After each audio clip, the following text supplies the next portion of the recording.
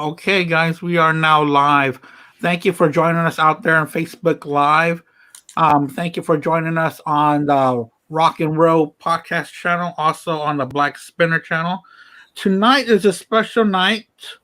While tonight we are going to be ranking the Beatles album, all 12 studio albums, from what I don't want to say worst to best because there is no worst Beatle albums. Am I right? There is That's nothing worse. And there completely is correct. Miss Kate. Hi there, Miss Kate. How are you? Perfect Hi, timing. guys. Hey, Hi. Can you welcome. hear me Cheers. okay? Yeah, we hear you just fine. Okay, cool. Nice. We're All right. we're just starting. I'm just about to start introducing everybody, so you got in right on time. Nice. Okay, sounds Okay, good. great. So, like I was just saying, we are going to be ranking the Beatle albums from number 12 to 1, not worst to best because there is no worst albums. It's just what we think is great. So let's introduce everybody. On top there, we have Robert Rowe from the Rock and Roll podcast. Say hi, Rob. Oh, hey, what's up, everybody? How we doing? And also we got the bass player extraordinaire Louis Vargas. He plays for the Elvis Presley tribute band, a Johnny Cash band, a Metallica band, a Selena band, and also a top 40 band all around Southeast Texas.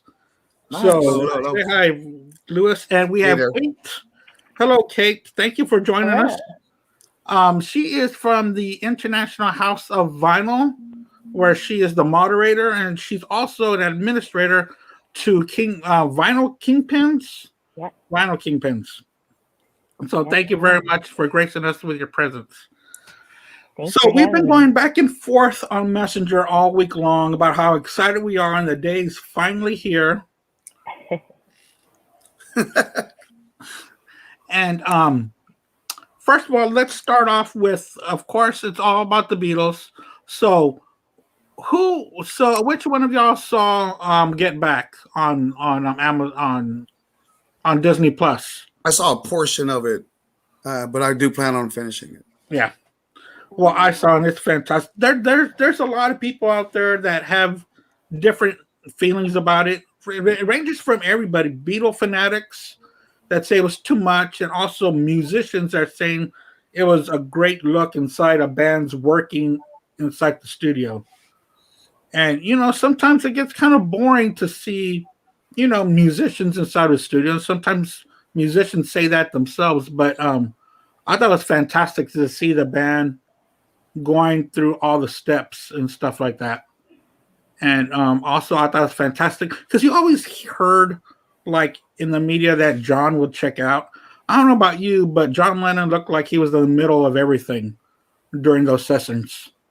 Mm-hmm. They said that Yoko Ono got in the way. It looks like there were a lot of people there, not just her. I mean, everybody's significant others were there.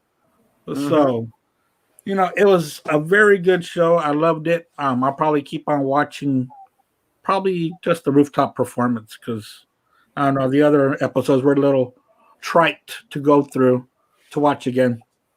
It's So a what did y'all think about it? long series. What did you think about it, Kate, since you saw the whole thing? I could probably watch it all over again. I really enjoyed it. To see them just compiling things and all of a sudden it clicks. That's so amazing to me. I don't have any great musical ability at all. So when I watch other musicians and you can see all the sparks flying and these like little hints of ideas, that's amazing to me. And then to see when you hear them working out a song and like it wasn't on Let It Be, but then it comes out on the next album and you're like, holy smokes, it's so cool to have that little preview and then in the future, like we're technically in the future or whatever, that we can see it come together later. Yeah. It was entertaining. And one of the big things about it was when Billy Preston walked in and when Billy Preston joined in, you really saw everything click because like John and Paul were saying that there was something missing. There was something missing in these songs. And when Billy came in, I mean, songs just started going and finishing at a very rapid pace.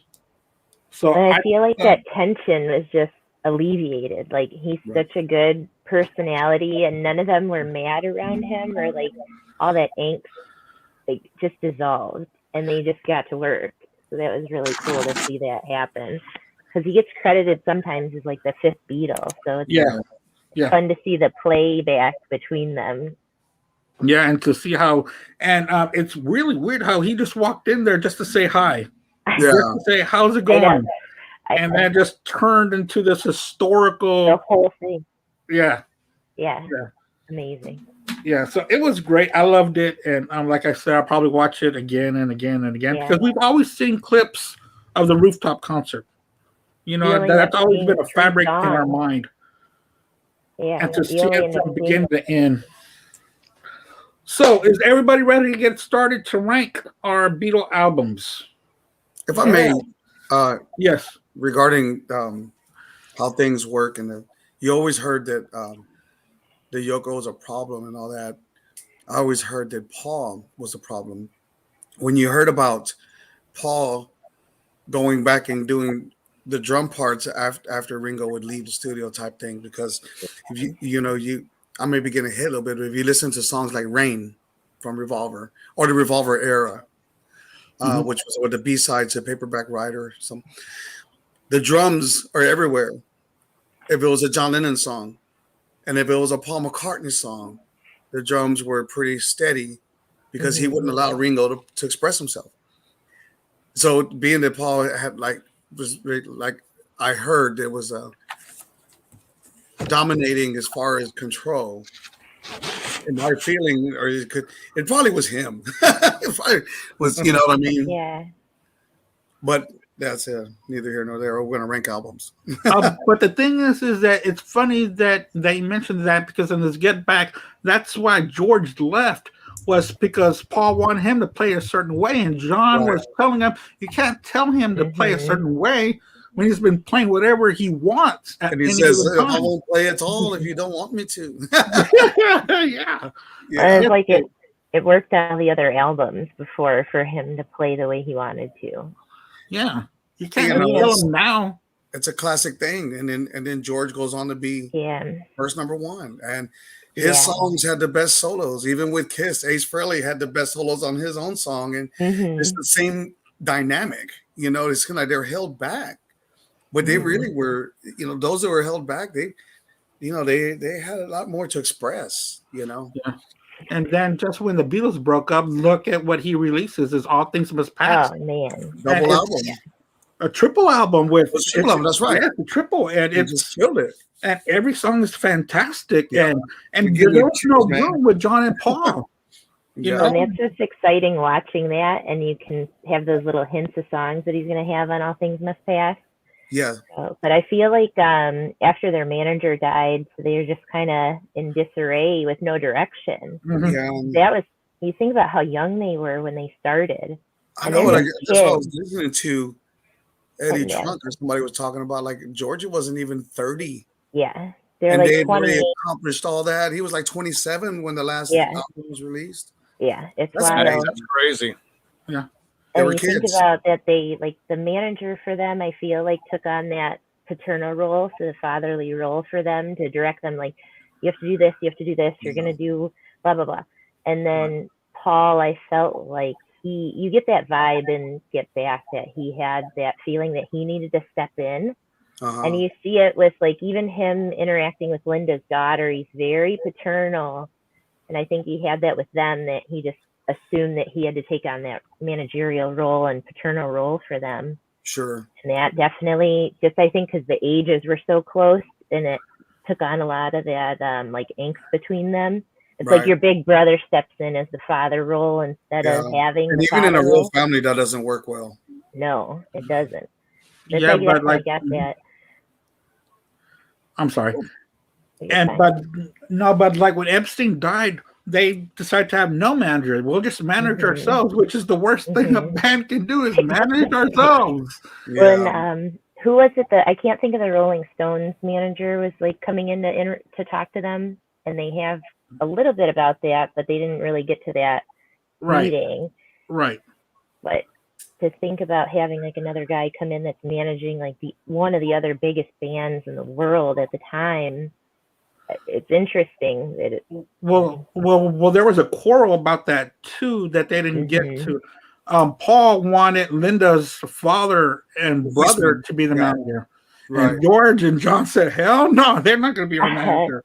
So his name was something Klein. His last name was Klein, who was the manager of the Stones, but he was also an underhanded crook underneath. Right. Yeah. It wasn't Gene Klein. No, it wasn't Jim. Oh That's man, what Gene Simmons used to go by. Gene Klein. Gene Klein. So okay, so let's get on with it, like for real, because we're gonna be here all night. So let's get started on I this. told you this could go on. Yeah, I know. Hey, so let's start with y'all's number 12 pick. We're gonna go 12 and all the way to number 1. Like I was telling them earlier, Kate, when you talk about the album, you can say whatever you want. You can express, something personal about it, or the favorite songs from there, or why this album is at that spot. Cool? Definitely. Right. All right. Let's go, Rob. What's your number 12? Well, my number 12 is Beatles for Sale. And you can't go wrong with any of these albums, by the way, folks, because I love them all. But if we're going to rank them, somebody's got to go down first. Yeah. And, I grew up with this. Obviously, my parents were huge Beatles fans and hearing 8 days a week. And I was just like, man, this is so good. And rock and roll music and, what you are doing. I mean, I'm only taking so many songs and some of them are going to be hits and whatnot, but they're nostalgic for me because, I love all the albums, but these are just songs that are nostalgic because I was so young. So, and that's what really got me into music besides, the band Kiss. Excuse me. So I fell in love with this stuff. So yeah, I'm going to go ahead and say number 12 is Beatles for Sale. Okay. Lewis, you're good. That's so tough because that album for me could rank all the way to number 1 because of songs like "Babies in Black." I mean, golly, when you listen to that, yeah, that and I Don't Want to Spoil the Party. Woo. It's very expressive. Yeah. Very, very good tune. Mm-hmm. Yeah, I think number 12 for me is going to have to be the Magical Mystery Tour. But I'm going to have to agree with you, Rob, regarding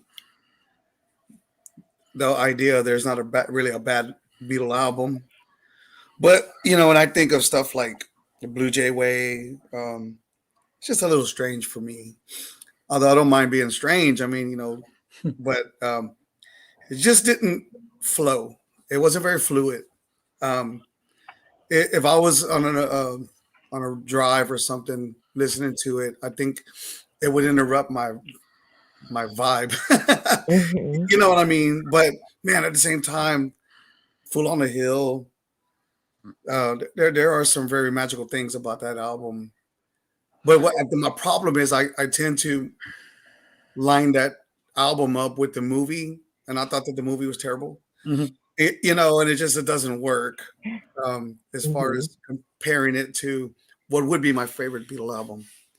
And I'll just stop there because and then it seems like Magical Mystery Tours is kind of patched up with Hello Goodbye and Strawberry Fields, being released as EPs before, and then being patched up, and they talked about releasing Magical Mystery Tour as just an EP, right? And it just, and that's what happens when they're just trying to keep record companies happy.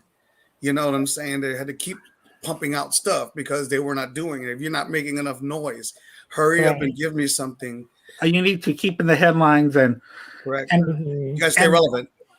And I think that's what you're saying by when you're listening to it, it doesn't connect all the way through. That's what I mean. It just bothers me, Yeah, because it doesn't mean I'll go, hey, turn that off. right. Strawberry Fields sucks. Turn it off. Yeah. Let's listen to Motley Crue instead. Right. And let's listen to their version of Helter Skelter, right? Yeah, right. Yeah. Right. All right, Kate, what's your number 12? I was trying to decide because this one's a hard one to think like what's your least favorite out of them, but it's still great. But I think A Hard Day's Night for me. So I was just looking through all the songs and trying to decide just because of like what songs I listen to the most and how much I've enjoyed them throughout time was kind of my grading scale on this. Mhm. So that was, there's a lot of good stuff. And then there's the whole film, which, like, if you aren't into their films because it's weird British comedy, you will not enjoy it at all. Yeah. So, That's a good album too. yeah. Yeah. Mhm. And I'm not saying I don't like it or, I love all Right. their albums too. So it's a tough call to pick what's your least favorite, technically. Yeah, exactly. And it's so funny that you talk about English humor because, like Monty Python and stuff like that, I just so don't dry. get at all. If you don't get it, or it's not like, if you can't enjoy that it's just dumb for the sake of being dumb, that it's just going to be totally brash to you and you just want to not watch it. It'll be It's like if turn I'm off. clicking, it's like if I'm turning channels, it says The Office UK. No way, I'm not gonna watch the UK version. You know, Mhm. Like So- Kate, I said the same thing. Doing this list, it was like hell. I was sitting there arguing with myself know. out loud. I was like, I feel like such a tool because this is so difficult. Somebody's going to be like, "You're I know. freaking crazy," So yeah, I get it. There's definitely a lot of contention between, especially the top 5. Like I did like a little bit of background research online because I wanted to see how it was going number wise with like Rolling Stone or some other, music Publication. website. Mhm. Yeah, and it's just funny to look between like 10 different sites and they all are kind of different, but the top 5 are always the same top 5. So then talking to anyone else and like the nostalgia point of it, like my mom's generation is how I got into the Beatles because my mother, and thinking about what's most important to her because what came out and what was happening to her at that time. So Imagine being a late teen or like in your 20s during that time to hear all this, and not just the Beatles. I mean, just everything, Hendrix and Cream and oh my gosh, everything coming out, and now we're stuck with poppy country or whatever. Oh yeah. So my number 12. So my number 12. I love this because no one had the same number 12. I'm gonna go with the Beatles on this one. There you go. All right. With the Beatles, too many covers on this one for me, and not that I hate their covers. I love their covers a lot, but these covers were just kind of iffy. But their originals on here, it won't be long. All I've got to do, All My Lovin', and George's Don't Bother Me. Dude, that's such a great track. And I could have done without Little Child, but they really do a good cover of Roll Over Beethoven. And I never liked I Want to Be Your Man. That might be one of the reasons why it's on number 12, but I love Not a Second Time. But Mr. Postman, dude. Yes, they do a great job of Mr. Postman. A lot of that song, man. It's pretty.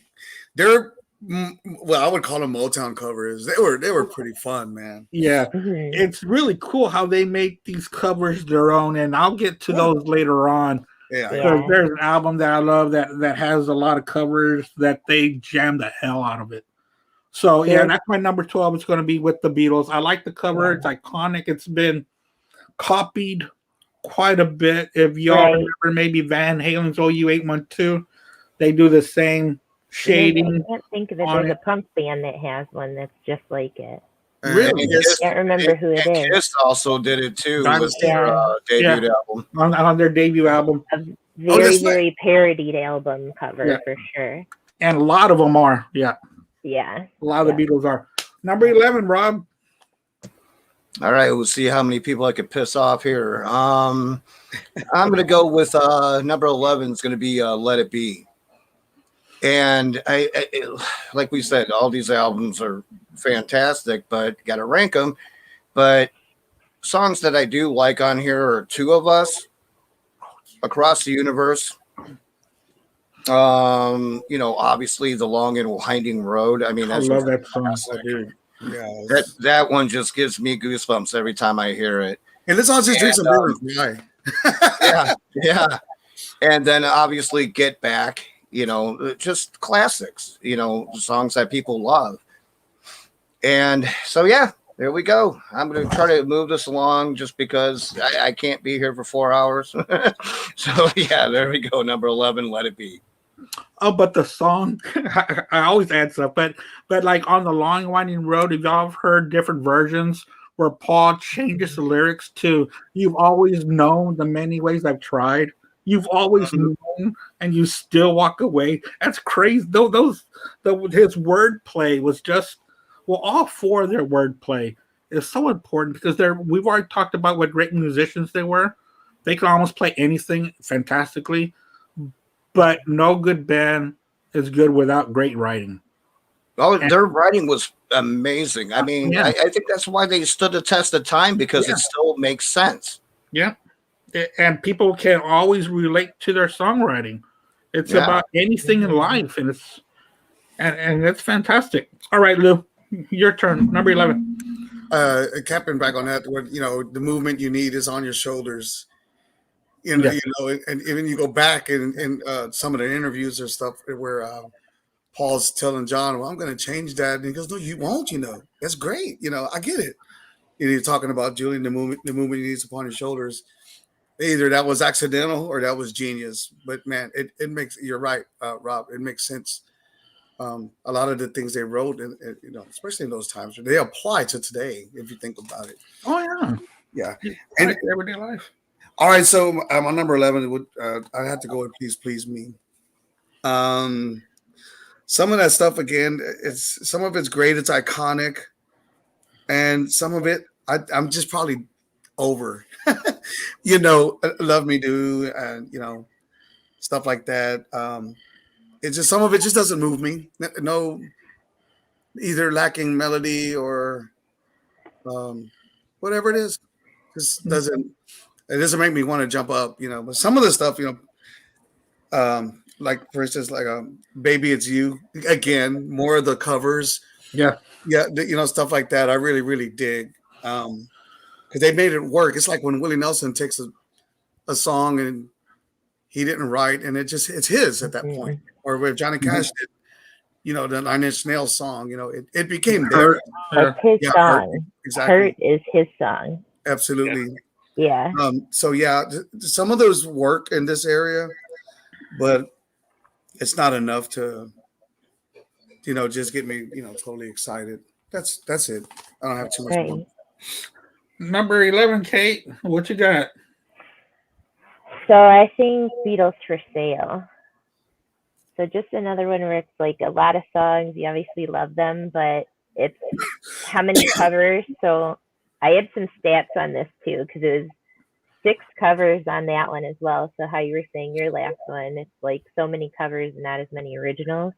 This Beatles for Sale has 6 covers. With the Beatles has 6 covers, and then Please Please Me has 6 covers. So those are like my kind of like my ones that I went by too. That Mhm. you love the covers, like you said. I love how they do their covers, and then I almost feel like that robs the original writer or group of that because the Beatles were so famous. It just takes over all of the credit, and so many people have no idea how many songs were theirs versus The cover. someone else's song.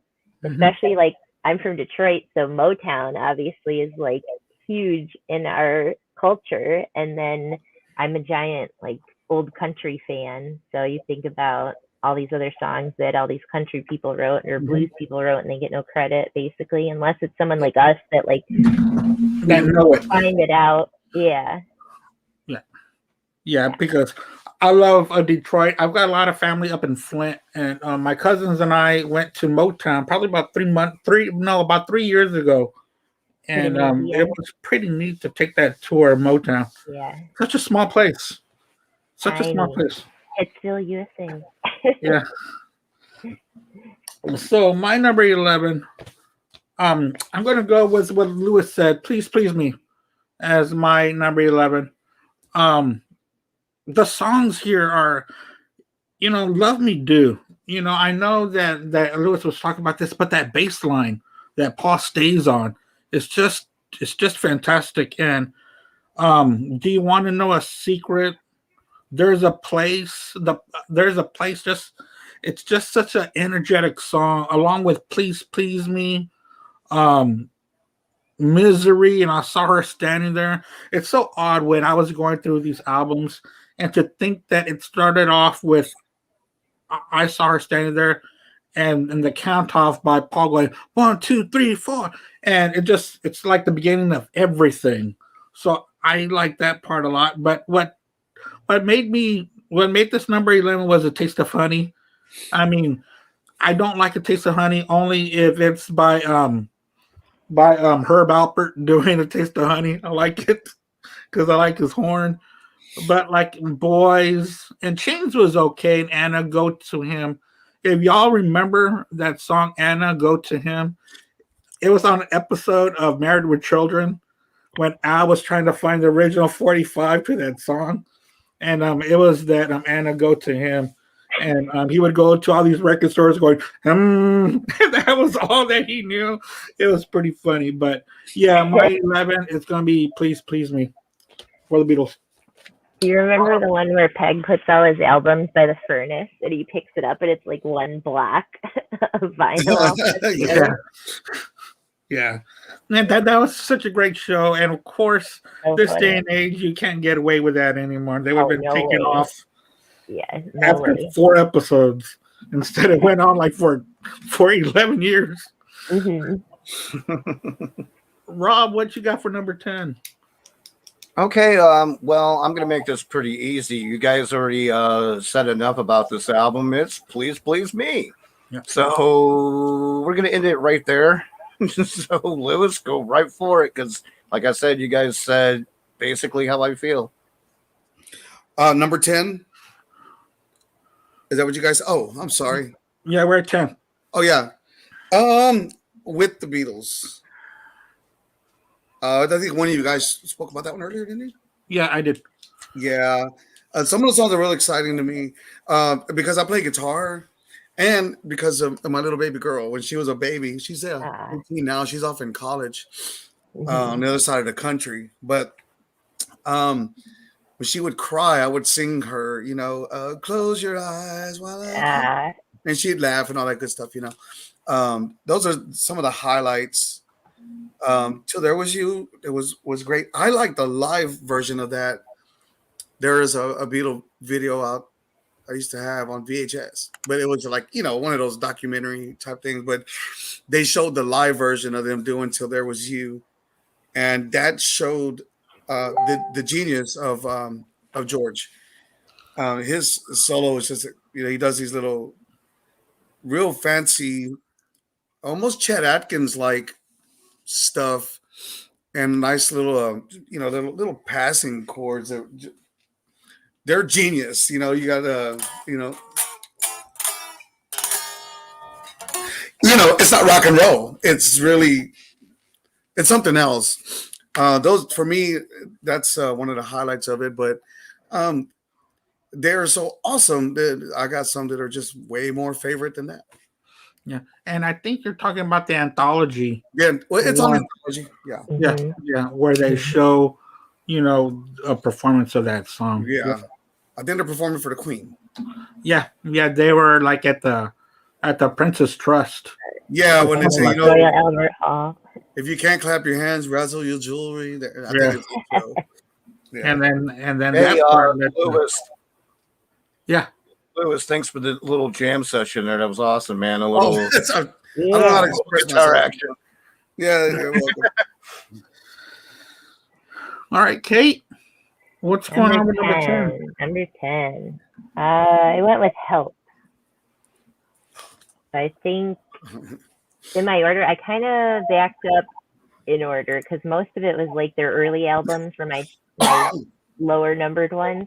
Mm-hmm. And thinking about this one that I was like, so many good songs, but it's another one that I didn't listen to as much. But that's another one, like one of my favorite covers they do, and Ringo does Act Naturally, and it's Buck Owens' cover. Yep. Like, oh man, I really love that one.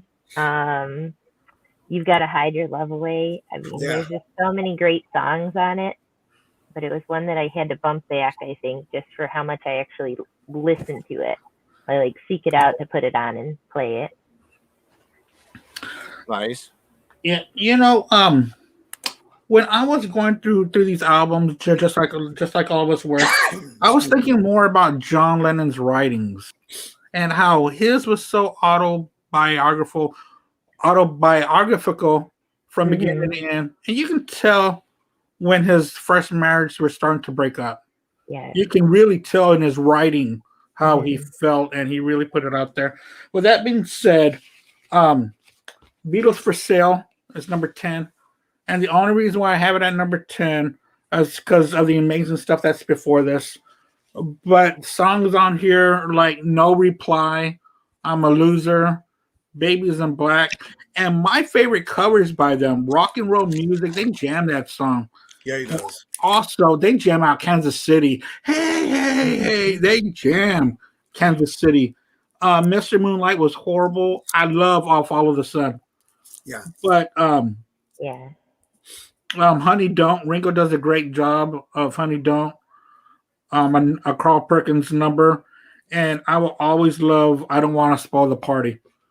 John feeling down, even though he's going to all these parties, his marriage is crumbling, his kid is away, and he's going to the most fanciest parties in all of England and America or wherever they were in the world. And, I think he just started to write very autobiographical at this time, while Paul was writing more about cheerful love, and John was writing more about the other side of life. Well, the lady they were bombarding him with during interviews regarding the how they would stay in bed, or he started fighting for a cause, and he tells a lady who was just kind of antagonizing him, look, you want to hear she loves you, I want to hold your hand. I'm not there no more. Basically, is what I'm just kind of paraphrasing how he said. They were after them. It's kind of like you go see Chicago, or you go see Kiss or whatever. Kiss puts out new albums on occasion, not anymore, but I didn't really want to go hear anything from Monster or Sonic Boom. I wanted to hear the first 3 albums and whatnot. And that's what, John starts getting a little bit more philosophical, more meaningful, or things he's dealing with. And they want to hear She Loves You. And you hear that at the end of All You Need Is Love. It's kind of like he's just, to me, he's just kind of mocking what you guys want. And that's not where he was anymore. And I don't think that he belonged in those real fancy parties. I think he probably belonged with people like you and I. I just think that he didn't fancy that. You know what I mean? Because it's just so much of a facade versus just being real. And then pretty much him and Paul switched places later in the 60s. Later in the 60s, he started staying home. And Paul is now the nightlife guy, and he's with the elites. And John's back at home. Yeah. What a trip. Yeah. Rob, what's going on? Number 9. We're going to go with number 9 with the Beatles. Number 9. Number 9. Number 9 is Alive. So we're going to go with the Beatles. I love the songs It Won't Be Long, Don't Bother Me, All My Lovin'. You don't like those songs? Oh, no, I love them. Oh, okay. I was like, yeah. No, it's amazing. I love Don't Bother Me. Those are. I'm just in all of these songs that we're all sharing. It's great. Yeah. Well, no, this is a fun time, man. I'm having a great time. Yeah, but me too. It's not all the main hits that hit me. There's that nostalgia because of you grew up with it, hearing it so much, and what have you. I don't know about you guys. Every Sunday, I used to go. We always used to go out, for pancakes or whatnot, and they had a show called Breakfast with the Beatles. We used to have it too. Mm-hmm. Did you? Nice. Yeah. And they would play all these songs, and I'm like, what is that? What is that? What album's that off of? My dad wasn't the biggest Beatles fan, but my mom and stepmom were, and they had all the albums. So I just go back and try to find them, because they would you remember back then, sometimes they wouldn't even tell you the name of the song. You know, it Sure. just so you have to go through every album and you listen. You crank it on. You're like, that's not it. That's not it. Sometimes you have to go through 8 albums to find it. You know, Yeah. but then you Not find every it. song title's the chorus. Yeah, you're like, oh man, that one like hits the Mhm. heartstrings, and you know, just beautiful. So yeah, you know, those are great tunes to me. And well, yeah, number 9 with the Beatles. And just to iterate on XM, they got the Beatles channel, and Yeah. every day is a new episode of Breakfast with the Beatles That's right. with the same host. Oh, do they? Yeah, Yeah. every Wow. day it's a new episode with a whole new category, and I mean, I forgot his name, Chris something. I forgot his last name, but he plays around with different categories and different songs, and it's great. I still listen to it every morning. Oh, I used nice. to listen to it on haven't Saturday either. on the way to A church. long time. Yep. Mhm. I used to drive 33 miles to church, so I'd listen to the whole thing. Yep. And if I would be all over my wife and the kids, hurry up, because we had to be there by a certain time because I had to play with the worship team, right? So you rehearse a little bit anymore. But the thing was that to catch it when it started, I needed to be on the road, and I would finish by the time I got there. Nice. Ah, that's And cool. then the holy people were going, "You listen to the Beatles?" And yeah, I'm listening to the Beatles. That's why I play the way I play. Anyways, we're not going to go there. Yeah. What's that? I said, yeah, just driving into church, you know, blasting it, and everybody's like, "What is going on?" All the I didn't Sinners care. music that you're playing. I didn't care then, and I still don't. All right, for me, it's going to be Yellow Submarine. Is that included in here? Oh, no, it's not. Oh God, well, I can pick another one. I think that album's terrible. We discounted that one because it's technically they call it a Beatles Yellow Submarine song track. Oh Yeah. really? That one came out for the film. Yeah. Well, give me a second. I can come up with another one really quick. One of Chico, Kate, and then I'll get Yeah, I back. can go. So my number 9, I did with the Beatles as well. Like we were talking about with all the covers, that they're like roll over Beethoven, they kill it, you know. I think my favorite like romantic sweet song on there is "Till There Was You," and trying to think of what else. I mean, there's a handful that I'm kind of whatever about, but then yeah, that "Till There Was You" is amazing. You really got a hold on me, Mm-hmm. and the OG of that, just one of my favorite songs of all time, you know, and they do a great job covering it. But it's, yeah. So, All My Lovin', I mean, that's good. That's, yeah. There's a lot of good ones. It's Did you guys- hard, isn't it? It's really hard. And then, like, I think, like, for the age I was, if you guys have ever seen Across the Universe, did any of you guys see Yeah. that? Yeah. Mm-hmm. So, and I think like I was just the perfect age when that came out, that I have a really deep connection to that. And that's all the like really sweet songs that are the romantic parts in that, and like coming of age story part of that are on this one. So yeah, I don't know. I thought that was cool. They did a good job with that movie. I think so too. And it, especially when they did Let It Be, the song, it was a very emotional part. And it got really weird when they did Come Together. It got really weird and kind of psychedelic. Mm-hmm. But that was a pretty cool movie. I liked it. Are you ready, Lou, or you want me to go? Go ahead, Drew. I can't All right. get it together here. All right. My number 9 is going to be Let It Be. My number 9. I do love this album. Of course, we love them all. But I thought, you know, when they did Dig Me and Maggie May, I could have done without those. But the other songs, you know, we've mentioned them. I Dig a Pony, but I've got a feeling it just jams. I've got a feeling just rocks so hard. I love it. And of course, The Long and Winding Road, which I like it better on Let It Be Naked, because they get rid of the strings and it's more what Paul wanted it to be. And Rob touched on two of us. I thought it was a fantastic song. And Let It Be, I like the single version better because they let George play a little bit longer on guitar. But yeah, it's going to be Let It Be for me as my number 9. All right, Rob, go for it. All right. Well, I think we lost Kate, but there she She'll is. come She's back on. back. Yeah. Okay. But I'm gonna go Oh, ahead wait a and minute. go I with skipped Lou. I'm sorry. Lou Just didn't go do ahead, number Lou. nine. Yeah, just go you ahead. sure, Lou? Yes, sir. Sorry. Well, We're at what, Kate's 8? back there. I don't know if she knows how to get back on or not. Okay. Let's see if I can get her on. Hold on.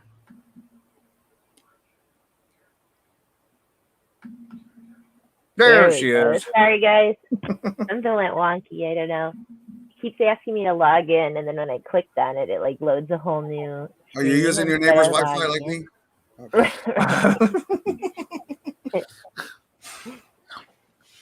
All right, Okay, Rob. so number 8, I'm Yeah. gonna go with Magical Mystery Tour.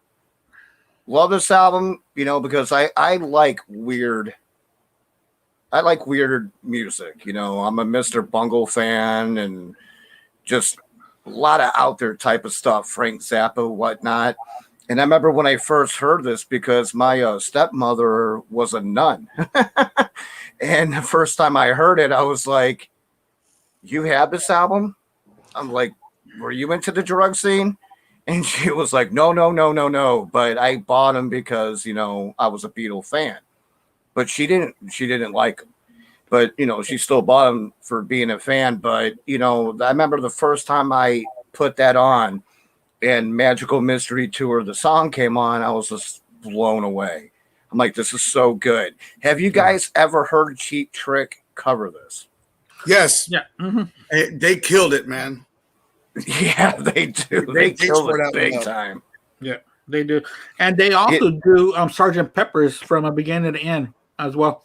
They do. Yeah, they do. And they did that actually live. Yeah. I think they actually have a live album of that. Yeah, they do, I think. Have you heard Styx do I'm the Walrus? That's pretty cool too. No, I haven't. I'm going to have to check that out later. Yeah, no, they did it with the children's orchestra in the background. And they're playing the cellos and all that stuff. Yeah. And, when they goes, I'm the Eggman, the little kids are going, woo, it's pretty fun. Nice. You can find that on through Prime. I think not the Coda Collection, but there's another app, and I can't think of the name of it. Begins with a Q. But if you subscribe to that, there's a live Styx concert. And if I remember it, I'll send it to you in a message. But I would appreciate that. I'm sorry, Kate? I think it's like Quibi or something. Is that the one? Yeah. It's something funny like that. Yeah. It's another subscription my wife doesn't like me to be paying for. I was trying to look and grab. I'm like, I have that Sgt. Pepper cover album back here. But I'm like, man, if I could just grab it really quick. But I'm sorry, Rob. And of course, hello. You got the classics, hello, goodbye, you got that one. I love Strawberry Fields. I remember hearing that as a kid. I was even like, I felt like I was high when I was 12 years old, not even knowing what being high is. Because, the music's just so out there. Because, I've always been a headphone guy. So you're catching all the nuances and everything, and you closing your eyes. You remember when we were growing up, you just didn't listen to the music. You were staring at the album cover or the gatefold or the back of the cover, you're looking at the lyrics. The inserts, and reading what have you. Yeah, you were just really getting into it. All You Need Is Love is always a classic. I don't care. Penny Lane, Baby, You're a Rich Man. I mean, this is just a really fun album. And it's very trippy. And, it's just, like I said, I'm just one of those people that like the weird stuff.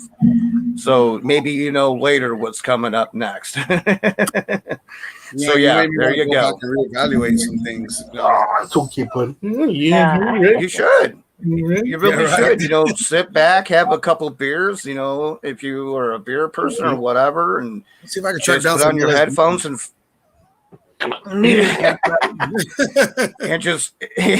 just float away and just close your eyes, and I mean, I just revisited it not too long ago because it's been a while, And I was just like, especially the remastered issue. Mhm. Holy smokes, it sounds so good. Cool. All right. Lewis, you're at what, number 8? Right. Number 8. Yeah. Number 8. I'll be right back. I'm still listening, but I'll be right Yeah, back. sure. Of course. For me, it's going to be Beatles for Sale. I believe some of you guys already talked about that earlier. Yeah. It's a sad era. No Reply, I'm a Loser, but Babies in Black is one of my big favorites. The live version of that one is really, really, really good. The harmonies on that is fantastic. The rawness of the guitars, Yeah. they really, and you can hear it's like George is using the tremolo bar on that little Gretsch guitar, and it really kind of, to me, they started kind of going out there a little bit, and I don't mean in a strange way. I mean they're just kind of, again, for me, music's about expression, and if you can't come up with a lyric, you got to play it, or if you can't play it, you got to sing it. It's one or the other, you know. And they really did good with that. Somebody mentioned rock and roll music. You can hear the anxiety in John's voice. How you can hear his voice crack, you know, and isn't that rock? And he loses it for a second, just like what Paul McCartney did, "Darling." He said, that I read that he had to get up like at 4 or 5 in the morning and go to the studio with that raspiness, because Paul didn't have natural raspy, and he's a very smooth singer naturally, but John Lennon brought that intensity, even though it's just rock and roll music, 3-chord song, Chuck Berry, but he made it meaningful to me, and it describes them. It's got a backbeat, and that's what the Beatles came from, Yeah, so that was good, but it ranks there because the other ones, they just get greater. Period. Yeah, and it's so true that what you say about this album, because I love it. How it's a sad album, and in 1964, no one was really singing sad. It was all like life is great, and we're all happy, and I love my girl, and my girl loves me. Here, you can tell that John's marriage is falling apart. Of course, then we didn't know, but now that we know the background of what was going on at that time, you can really read into what he's trying to say. I mean, Elvis did it too. Yeah. When it came time for him and Priscilla to start splitting up, and he's singing songs about will she know why mom and daddy are not together? He's talking about singing a song about I think it's called Separate Ways. I think it's time for us to go our separate ways. He was always singing what was happening. It's almost like very prophetic, if you understand what that means. Yeah. It's like he was singing what was to come, or what he was dealing with. Yeah. And that's where John Lennon definitely was in that time. And it also shows you, though, that he was probably the greatest mood setter of whatever they were doing. John's, we mourn when others mourn, right? We're sad when other people's are sad. So that probably, it's still a great record. Yeah. Oh yeah, it is. But that's the great thing about rock and roll is the writing. A lot of rock and rollers write about their life, and we follow them through this path. We were talking about Elton John earlier before you came on here, Kate, and Elton John is one of those that you go through his life. Every album shows you a step of his life and where they at, and that's what makes rock and roll great. Are the expressions of what and us as fans, we go along for the ride of their life. You definitely feel it. Any part of your life that can mirror any of that emotion that they're trying to convey. I remember when Bowie died, like we had that year that all these people were dying, like all these famous musicians were dying, and it was like a quote that I saw that was something about losing a musician that you love isn't because you knew them, but it's how they got you to know yourself. And like it's so true if you think about the way the quote is, that is like it really does, because that just all of that comes together for you when you find the right musician, like the right song, Mm-hmm. like a certain album. I'll just be like, this is my life, and I I have all these Exactly, feelings. exactly. It's the soundtrack of your life. Yeah, Yeah. It's like when yeah, Michael Jackson died, the yeah. first thing I remember was like the first thing that came to my mind was, man, my mom and dad took me to see the Jackson 5 when I was a little bitty boy. Oh man. And Hmm. my brother was old enough to, I only remember maybe a glimpse of it. Or when Prince passed. Like, you're kidding Yeah, me. Prince. Prince You was a know, rough Prince was a one. big one, Yeah. man. that's where, Hmm. music is it's life to me. It truly is. And Mhm. with these things and Same. going along with what you're saying, I gotta have it. Yeah. I've been from gigs and my ears are just ringing, and I'm still jamming and on the way Hmm. home. I don't need silence. You Mhm. have to have I need music to them quiet grandkids down the to tinnitus. be- Yeah, right. If there's no sound, then all you hear is tinnitus. Right. Yeah, no, Or, no or doubt. the bills coming into the mailbox. Kate, your go. So our number 8, Yep. I went with "Please Please Me." So I know we talked a lot about all Yeah. these songs, and I was like trying to decide this one again by how many I listen to, and you think about all the ones you hear so often, or that feeling. Yeah, every single one that I think of, and it's really like pressed into my mind. I can remember like a specific time or something like what was going on that day in high school, and I have this association, Mm-hmm. and that's what I love about all these songs. I mean, any music in general that you enjoy, but especially Beatles songs for some reason have always been really in my psyche. Mm-hmm. Um, but these are, I don't know, you have obviously like Twist and Shout and stuff like that, that they're happier songs, and then um the ones that are like they're more romantic songs that are on this one. Yeah. And then you have like the other covers. Like I said, this one's got 6 cover songs on it, but I feel like all these are really good covers that they nailed. So yeah, Again, they nailed them. I mean, that's all there is they're to just it. right. Yeah. My number 8, and just to touch on kind of what we're talking about. I mean, what else than a song can tell you a whole story in 3 minutes or less? Sometimes, you hear a lyric, it can tell you Hmm. a whole story in less than 3 minutes. Isn't that fantastic? Other people have to sit through a movie for 2 hours to get to the point. A song is in 3 minutes, and I do not cry in movies or anything like that. But a good song can make my eyes water, no doubt. Oh man. Hmm. Yeah. Number 8, I'm going to go with "Help." I love this album. Just like Kate was touching on high school. High school, you know, you were falling in love for the first time, and just these Yeah. songs. Help. You got to higher level way. George's "I Need You." Yeah. Woo-hoo! I Yeah. Need You. You're gonna lose that girl again. Another song by John that I felt this week when I was hearing it. I thought of it a different way. That a man was talking to him Right. That's and how I telling always him, "You're interpret gonna that lose one. that girl if you don't pay Yeah. attention to her. You don't take Hmm. her out tonight. You're gonna lose her." But Hmm. John was who knows where in the world in 1965. Exactly. He wasn't around his wife. Yeah. Yeah. It's hard And to say what headspace he was in.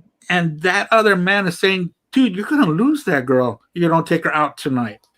You Hmm. know? That makes me think of the flip side of that. It makes me think that when Kiss was writing their first 3 albums, they when you get to Dress to Kill, and you're talking about Room Service or Two Timer, Rob, you know the songs.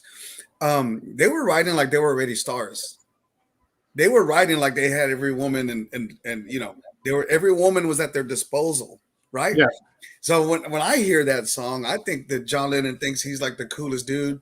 He used to wear a leather jacket until Brian Epstein came and changed their you know what I'm saying? Pursuits.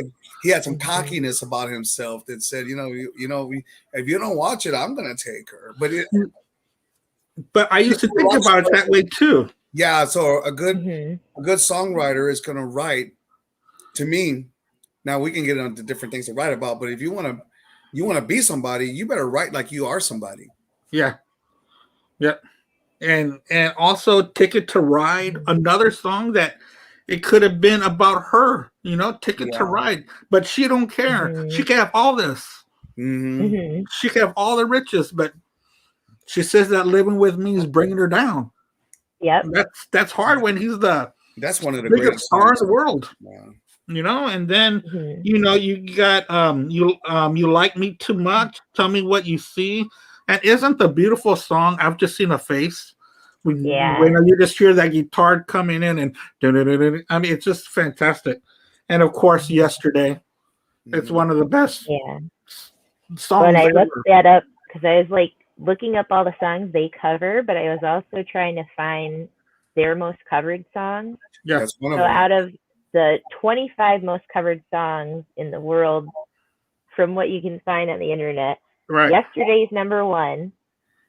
And then there's 4 other Beatles songs that are in that top 25 of covered songs of all time. Wow. But Yesterday definitely is number one. And it was like 2,200 times. Wow. I had something really quick because you brought up Help, and I already did Help, but check this out. This is a Help cover, a Bolivian import.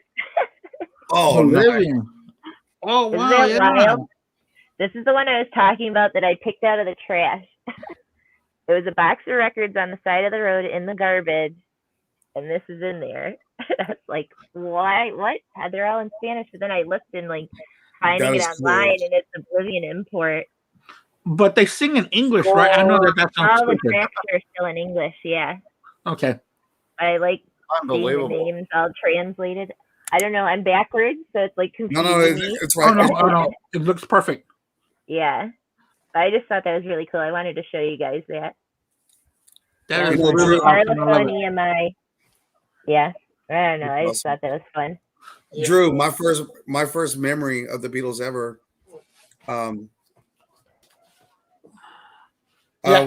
My mom used to wake me up and put me in her bed when she'd be getting ready for work. And the first 2 songs I ever heard from them was "I Want to Hold Your Hand." I'm sorry, "Ticket to Ride." Yeah, "I Want to Hold Your Hand," but they were from the Beatle cartoons. So she put me in bed and turned the TV on so I could watch the Beatle cartoons. I remember watching those cartoons when I was little, and I would come to Houston. I live in Houston now, but when I was a kid, my uncle lived here, and when I would come and visit him, they would play the Beatles Saturday morning cartoons on Saturday morning, and I thought they were so cool. But I've got this from the movie soundtrack. Yep, I have that one too. And then it's got the back, the pictures of the guys, Yeah. And I need to listen to this again now that I'm starting to get into music scores and instrumentals, because when I first got this, I was like, boo. But now, ever since I got onto Facebook and being on Black Spinner Circle and meeting all these different people about music, there's a good friend of mine named Jeff Claiborne. In fact, he just had open heart surgery yesterday. Let's wish him a good health back. But he's the one that's gotten me into music scores and Henry Mancini. And I would never have bought these records if I had not started this Facebook stuff and got on and met people like Rob and like Kate and Lewis. I've known for a couple of decades. So we've always talked about music, but to hear from around the world or around the country, different points of views. And so I definitely have to listen to more of that and check it out. Okay. Wow. We are only at number 7. God, Rob, number 7. Well, I'm going to make this quick because you just said everything pretty much all over again. We're going with Help. So, yeah, Help is definitely number 7. The one song that I've always loved, and Kate was touching on it as the number 1 song from the album, or is it their number 1 song in general, is Yesterday. And, I've always loved how that starts off, it's all guitar and strings, man, ding, ding, ding, ding, ding, ding, ding, and then he comes out, Yesterday, you're just like, oh my God. But the song means more to me now is with everybody that I've known. through my life that has either passed away, and so on and so forth, Mhm. to where it always brings back, it makes me sad, but at the same time, it makes me think about all the good times I got to enjoy with those people, either Yeah. family, friends, what have you. And so, that song is near and dear to my heart. I don't care if people are like, oh, I've heard it a million times. To me, I can hear it another 10 million times. Yeah. And then another great song that I love is Just Seen a Face. Oh, Don't know yeah. about you. Love it. Yeah. So But it's like I'll off the keep it rip short. that it's like out of the gate. That one's just one that I love. It comes out of the gate quick. Yeah. And Yeah, Paul just spitting out lyrics. exactly. Yeah. Exactly. And obviously, Ticket to Ride. Now, I have a question about this song. Mhm. It was something I've heard years ago. I never really went and Looked into it. really looked it up. But they said for, the longest time, way back when, Ticket to Ride was something about a woman having, sex, before marriage and, Mhm. carrying his baby. Is there any truth to that? I've never really looked it up, but I always heard that rumor. And matter of fact, I heard it on Breakfast with the Beatles years ago. Any Yeah. truth to that story? I've never heard of that story before. Okay. But as you can tell when you listen to songs and listen to music, just like Lewis and I were talking about You're Gonna Lose That Girl, we all interpret the songs differently. And even Paul has said that when it came to the song Let It Be, people kept on asking him, is it a religious song or is it this or is it that? And Paul said it's whatever people want it to be. Yeah. If people want to find comfort in it, let them find comfort in it. Let people interpret their songs the way they want. Yeah, and I always agree with that too. Even if it might mean something to the band, and I'm the same way with my own music. Yeah. It might mean something to me, but if somebody's like, dude, it's about this, and I'm like, yeah, that's cool. But in my mind, I know what I wrote it about, but I don't care if it moves you and it makes you, if it moves you, that's all that's important, right? Right. Yep. So, but I was just, throwing it out there because I remember hearing it for so long and I'm like, that doesn't make sense to me, but okay. Right. There's my album is the same as his regarding this number 7. Oh, I'm sorry. Were you done? Oh, were you done, Rob? No, but go ahead, man. No, No, I'm kidding. Go ahead. Yeah, I was done. You got really quiet. Same for me. But there's a term. There's an English term. I can't think of it. I can't remember what it was, but when in England, like when the women got real sophisticated and God, what is it called? And it was around the time that they wrote "Drive My Car" and all that kinds of stuff. I can't. I wish I could remember that, but you're making me think of that term. A bird? I'm sorry. A bird? No, it was Like this bird has flown? mod. Oh yeah. Like mod or no, kind of yuppie-ish, but in an English term. Mod. Mod. Yeah. That's right. Mod. Yeah. You're right. There it I is. like Yeah, the Who. Rob, I that's like what the you Who made me mod. think of. MOD, like the Mod Squad. Yeah, Stuff like that. Yeah. See, I know a lot of stuff. Anyway, number 7. I'm also full of it. I've just seen a face. When I first started taking guitar lessons, that was the first full song that I think my guitar teacher taught me. Wow, really? Yeah, and it turns out that my baby girl and my baby boy, they love that song. I mean, and my little girl, in the Mexican culture, we have what we call a quinceañera, right? A 15-year-old party for the little girl. I sang that song for her before the party started, but anyways, that song's always got something special for me. So I was the first song I learned, and then we did that for her. Yeah. Yeah. But let me see. There was one I was looking at. I Need You. Yeah. I love the version of that one that Tom Petty did on the Concert for George. Yeah. And you listen to that one, and man, you can admire Georgie so much. Yeah. You know what That's I a mean? great Mhm. show. I love A Concert for George. Yeah, I love that thing too, man. I always get emotional when Ringo does Photograph. Love it. Yes, Oh yeah. Love it. yeah. And then shortly after that, my parents passed away, and then you become, that after a while. You know what I mean? Mhm. But yeah, I just keep that one kind of short. But those are the highlights for me when it comes to that particular album. Mhm. Of course, I like a whole lot of them, but that's I think I'll Follow the Sun is on there, correct?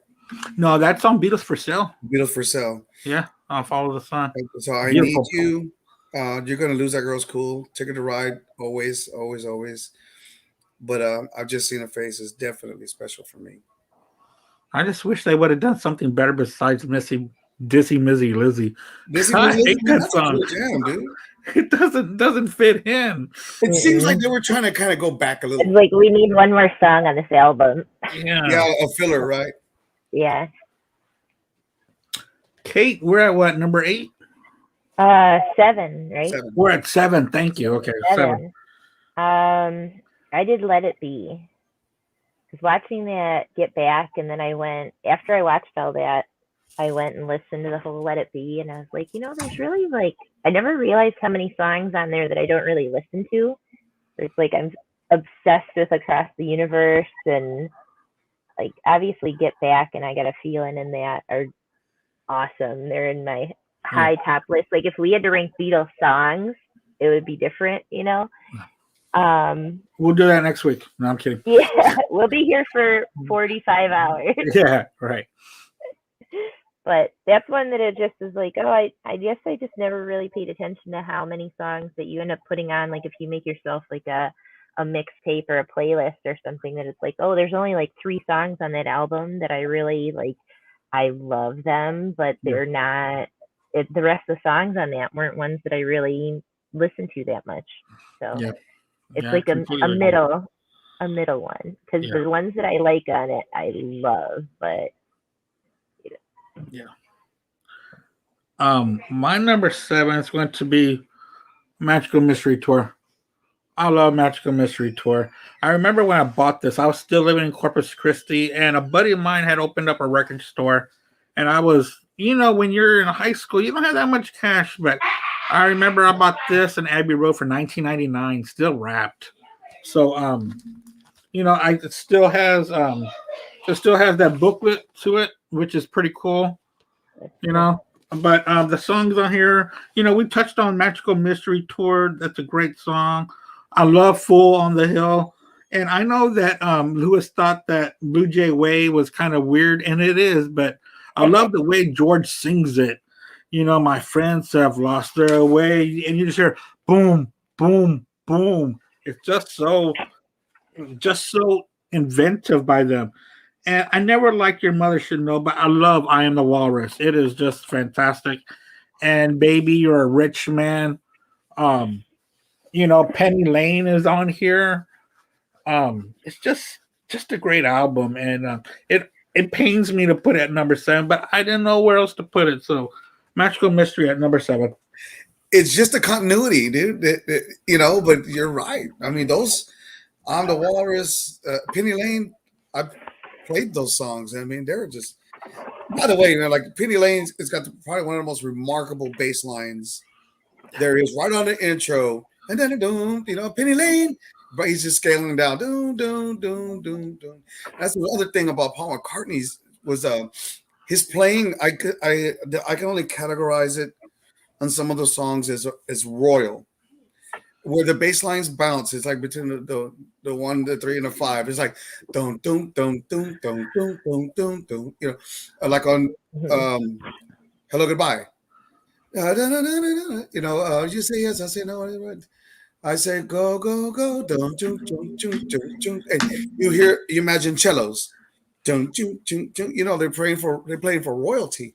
Yeah. It's one of the most that you can any bad Beatles song, Paul McCartney's bass playing on it fixes it. Yeah. He's He was knows what extraordinary bass player. he just knows what to do. Yeah. Yeah. That's it. I'll shut up on that one. No, it's cool, man. I mean, I said whatever you wanted to say about it, you know. So here we are. Rob, number 6.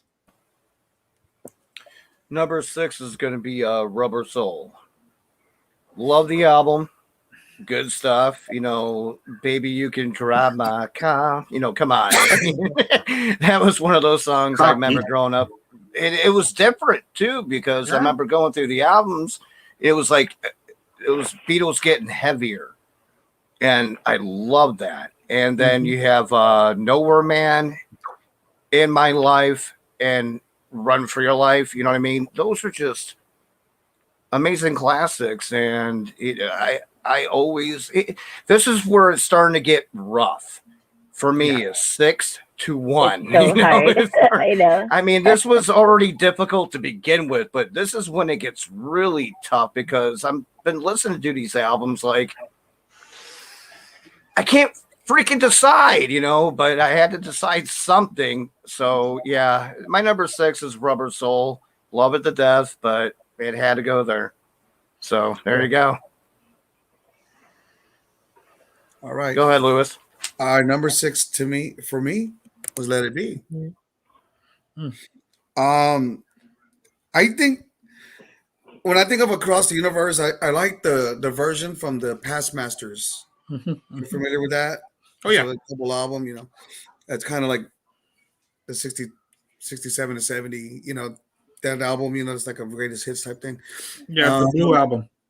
Yeah, just because of the production on it versus a lot of people like real raw, or like maybe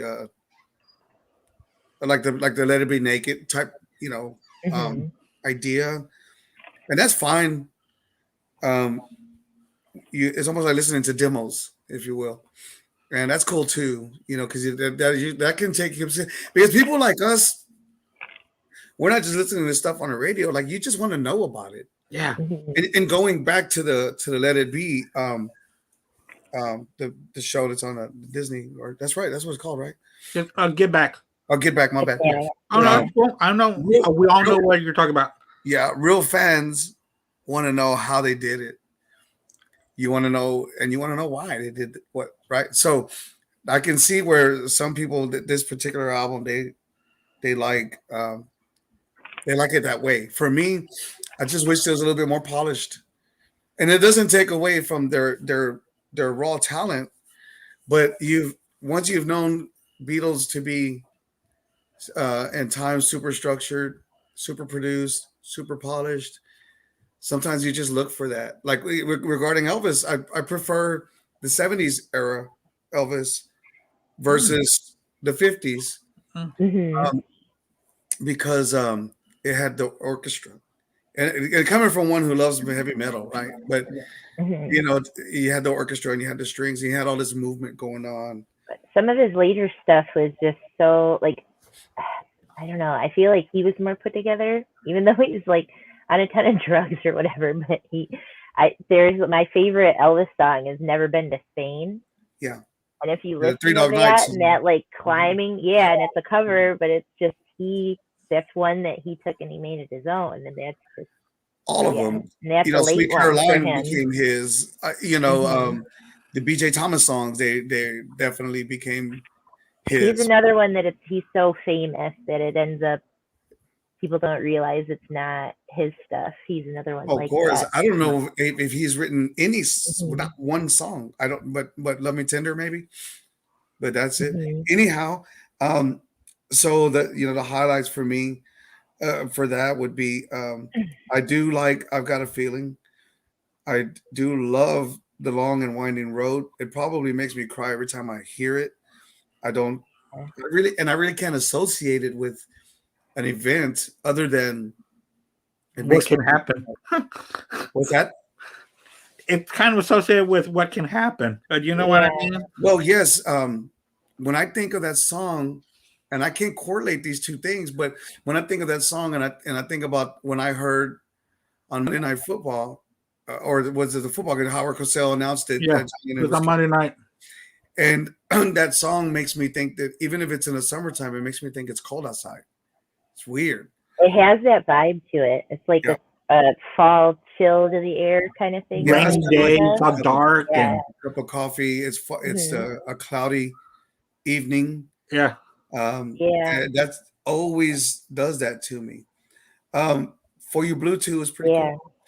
They're amazing because they are so good. There's so many songs that like transport you to that time vibe. Like, yeah, you have a clear picture in your mind of like that night, like how you're saying that it's like cool and yeah, there's so many songs that do that.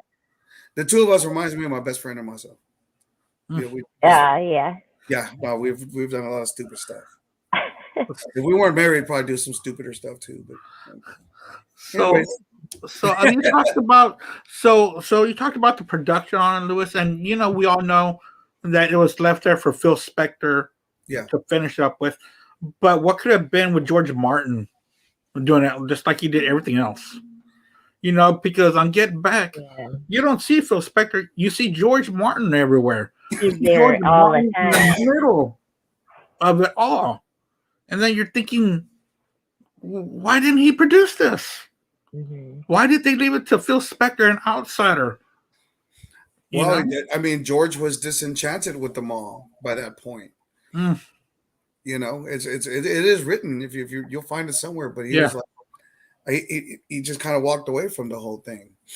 When you'll see that if you when you finish Get Back, you get that vibe that like, he's coming in and out, but he just seems like he's over it. He's over all the squabbling. He just wants to get his work done. Like this is taking forever kind of vibe to him. Yeah, because by that point, these guys have taken over themselves. Like Andrew said earlier, they just kind of like, we're going to manage ourselves. And there's no telling what was said to him off camera, He this, I'm done. And they had like deadlines like Glenn, I can't think of Glenn's last name. John.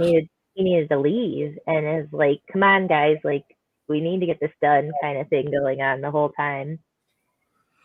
Yeah.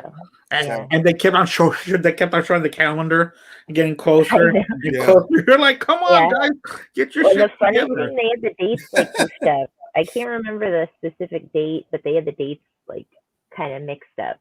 Yeah. Yeah. And also they ate a lot of toast. That's one thing I saw. I was like, man, these guys eat a lot of toast. But I love in like the UK that everything shuts down. Like tea time, little ladies coming in with tea and everything stops, no matter what's going on. It's crazy. It's funny. What are we at? Number 6? 6, yep. All right. Kate? I went with Magical Mystery Tour on this one. This is hard because I really do love Magical Mystery Tour a lot because I like how you were talking about, like Rob was saying, how it's just starting to get weird. and I like all, like, that was the stuff that I really liked the most with them is when they started experimenting and they'd had more, like, conceptual albums and psychedelic vibes to everything going on. I think I really like this one because how you're saying, like, if you wear headphones and you get all the little simple things, like all these little quiet parts that you don't really hear if you're not listening to it. You have to listen to it. And they were amazing for like playing with stereo. Because if you think about like tracking and all that they're really like ones who started playing with that. And is it like 2-tracking or something? I can't remember. But we went to see the Henry Ford Museum here had a Beatles exhibit, and they actually had some of their on display. There were different things set up that you could mess with the tracks and combine them or split them, and you could hear the stereo and everything. So it's a really cool experience to go and play with these tapes, and like this is what they were doing in the studio, and they're messing with all this stuff. But then you listen to like Magical Mystery Tour and you can really appreciate it when you pay attention to all that like subtlety that's in there, all these extra sounds and things that were going on. I have to go there. I have to go there because I love, Yeah, producing stuff and mixing stuff. I would yeah. have a blast. Oh man, well that was a moving exhibit, so it's like the Beatles Magical History Tour. So I have no idea where it is right now, but that was a couple years ago. That Oh, maybe like 2019 was it in Detroit. So and I don't know if like the pandemic paused its like traveling, Right. but I'd assume it's going to every big probably. city, so it's worth it. But it was Beatles Magical History Tour, and they had these letters to each other and all these notes to each other and song lyrics and their costumes, and they had like a setup that was like their original set when they would play in the little tiny club. At the cavern. Yeah, and they Right. had like an exact replica set up so you could stand there and be like, "Oh my god, I Oh want to do wow. this!" So it was cool. That's If really you can cool. catch it, it's phenomenal. I'll send you guys some pictures in the group chat. I'll have to look and I can Yeah. find them. Cool. But Hell this yeah. one, like flying, just for one that just being an instrumental, and that's Yeah. one of the few Flying. that, Yeah. yeah. Oh man, that's one where I like close my eyes and it takes me to a different place kind of song. Yeah. That's a great. So that's such a great, Yeah, great instrumental. yeah, that one's phenomenal. And then like my last big dog that I owned was Penny Lane. So obviously Penny Lane's like super sentimental to me because my dog, and that's like a note to self for later dogs. Don't name your beloved dog after a song that you're going to end up hearing all the time. It's just a reminder all the time, like, oh, damn it, why'd I do this to myself? But, In, in fact, my dog, I found her in a cemetery uh, about a year, maybe about a year and a half ago, near my dad's headstone, and we named uh, her. Well, we call her Ellie, but her registered name is Eleanor Rigby Rodriguez yeah, because of yeah. Eleanor Rigby. That's What a crazy shame to because he like talks about being in a cemetery the Yeah, and song, exactly. the yeah. song. Yeah, In the church, that kind of thing, where it's like next to a cemetery. yeah, yeah. Wow, that's cool. You're a weirdo, man. I like Hey, it. hey, I and like the thing it. is that I called it when I was driving to go see my dad. I called it. I said, you know what? If I find a dog, I'm gonna take it home. And sure enough, this He's dog was there. next to my dad's headstone. How funny. And, Wow. You need and it. I think like animals I show called up my when you wife need and I them. said, "Hey, I'm bringing a strange dog that I found in the cemetery home." And she's laying right there in her pillow. Number Uh, 6, right? Okay. yeah, I'm sorry, number Kate. 6. Were you done? Oh, Or did you need to add that was something? just like one other thing about the Penny Lane thing is thinking about like my mom's generation. So when these songs were coming out, and she always talks about how her horseback riding lessons, the instructor was like, you do the beat, the bass line to Penny Lane is how you're posting when you're on a horse and they're like in a canter and you're Bounce. supposed to post. Yep. Yeah. Yep. So there's a bunch of funny things. And like, of course, like Baby You're a Rich Man, I feel like doesn't get enough credit in my mind. And I That's a really great love that song one. too, man. Yeah, that one's just one that I've always loved. And it's like, obviously, like All You Need Is Love, I'm the Walrus, Strawberry Fields, all those get their due credit. But I definitely feel like probably even Fool on the Hill doesn't get enough credit. But Flying, Fool on the Hill, those three, they're amazing songs and they just don't get it. When I got What they into Penny deserve. Lane, it was an education Mm-hmm. because Penny Lane, the barber, they're talking about, and then it's the portrait of the queen. And later on, my dad told me, "Will you ever meet an Englishman? Don't you dare talk about the queen. Say nothing about the Queen. They will beat your ass. They'll But hurt you." every place really genuinely has a picture of the Queen. Like, it's stuff that you don't think about when you're young, that a different culture, and it still seems like a really like when you're little, it's like still an Americanized culture because they speak English. Obviously, well, Mhm. we speak English, Yeah. but, And then you the don't have that barber. disconnect when you're little. Uh-huh. And he talks about the banker never wears a Mac. And so I got a friend of mine, John. He was the one that turned me back onto the Beatles. We're on a road trip. We're going up to play music in Ohio. And he's like, listen to the Beatles. I don't want to listen to Beatles, man. I want to listen to Beatles. And he put on the 67 and 70. We must have rewound because we only had cassettes. Hello, Goodbye, over and over and over. And that's when the Stereos came up with the feature that you can rewind one song. That was pretty cool. Anyway. Ooh, yeah, that's nice. right? So, but he was telling me, and the banker never wears a Mac in the pouring rain. And he's like, Blue, do you understand what that means? Then Mac was a raincoat. And I was Hmm. like, oh, wow. I didn't know that, so we say here, like, I'm going to go to the restroom. I'm going to go to the John. The And loo and I'm going to hmm. go to the loo. Hmm. So they have all this different terminology.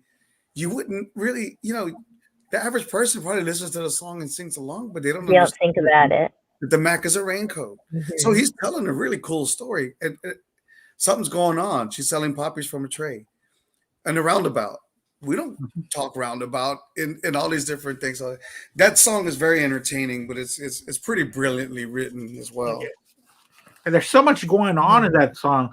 The lyrics, the Yeah, horn, just everything in it. Yeah. Again, put into a Yeah. little less than 3 minute yeah, compact Yeah. story. right. You know, it's great. Or Yeah. like But Obla that's Di the, Obla Da. There's a whole bunch going on in that. hmm. Yeah. No bloody blah. Yeah. Yeah, Yeah. It tells the whole story of a whole of a little family, village. pretty much. Yeah, Hmm. Yeah, of an English family. Yeah. Hmm. Yeah. Okay. My number 6 is going to be only one of y'all have talked about this. A Hard Day's Night as my number 6. Again, I was in high school or maybe even junior high when I fell in love with this album. Again, Hmm.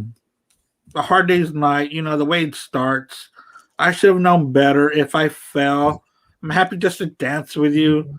And I love her. Can't buy me love. I mean, it's just, and this was the first album full of originals. There's no mhm, covers on here. This was the first album with all originals. Um, and side two, I think John, my opinion, just takes over side two. Again, very biting songs. At this point, what I'm thinking when I'm hearing here is that he's not caring about his wife at the moment. He's having a great time with anytime at all. I'll cry instead. You can't do that, and I'll be back. And of course, Paul has to add things we said today. You say you would love me until I have to go, and just those acoustic guitars, just going at it at a very heavy pace, very Bob Dylan-ish at that time. Instead of just Bob, you've got three guitars playing those folky chords. yeah. So yeah, A Hard Day's Night is my number 6. I love this album, and I had it lower. I really did until after this weekend. It brought me back to why I loved it so much, and Hmm. why when I was in high school, I would give it as gifts during Christmas time. I would buy people this CD and give it to others because I thought everyone had to hear it. That's From cool, man. yeah, I, so I didn't Hard I Day's didn't Night. get one from you, but okay. Well, you didn't know me then, so and I just assumed you had it. I Rob, where are the top 5, guys? This is going to get interestingly ugly or whatever yeah, have yeah, you. we're gonna put the gloves on. Number 5, ding ding, Rob. Okay, I think it's pretty obvious. Can everybody guess what my number 5 is? I think Another I got an weird idea. I shot. think it might be the same as mine. Yeah, it's the same as yours. That's why I love doing these shows sometimes because it makes it easier when somebody picks it before you. Oh, So you don't have really much to talk about. So, but yeah, I have A Hard Day's Night as my number 5. Love this album. If I Fell is an amazing song, amazing ballad. Hmm. And obviously Can't Buy Me Love. I'll Be Back. I Should Have Known Better. These are just classics, and a hell of an album. So yep, we'll just go with A Hard Day's Night. So Lewis, take it away, buddy. I just gotta agree with you all the way on that. That one could have been a number 1 for me. Everything on there is just phenomenal. There was one I was just looking at when you, because I was like, wait a minute, Andrew, I wanted to say something about that one, and we looked like we were just moving on. But sorry. no. Being that No. he went there. If I Fell is fantastic. those are songs like if they when we used to have an oldie station way back early 80s maybe. You Yeah. know, my dad would be tapping his toe to it, you know. Hmm. But tell me why no one's spoken about that song. You know, tell Oh, me that's a good one. why you cried and why Yeah. you cried too. Oh Dude, yeah, that yeah, was that's a really great one of song. the radio. Yeah. Yeah. That one was very clever. That well, back when the drummers did something cool, they would say, "Well, I was going to do something clever." So I was just saying it was clever. You can't do that. That's bluesy. Has something to tell you that cause you pain. Again, John Lennon had that way of bringing Hmm. like judgment. Like, man, I got something to say, and he would like in musical terms we call it seventh. Like you got a major chord, and then you call it seven before you go to a bridge. Hmm. He sang on seven, so it brought an intensity. John Lennon is he's just a badass for that. That's all I can say. Yeah. All right, so y'all said number 5. Yeah. All right. Once I shut Yes, up. sir. Rubber Soul. That's when it started getting kind of funky. You know, it was about to get good. You know, not that it wasn't, but Drive My Car is pretty cool. But Norwegian Wood, I like the story probably because it seemed like the seductory that's taking place within it, you know, and it's kind of like John Lennon got fooled. Like he's having an affair. You know what I mean? Yeah. Yes, sir.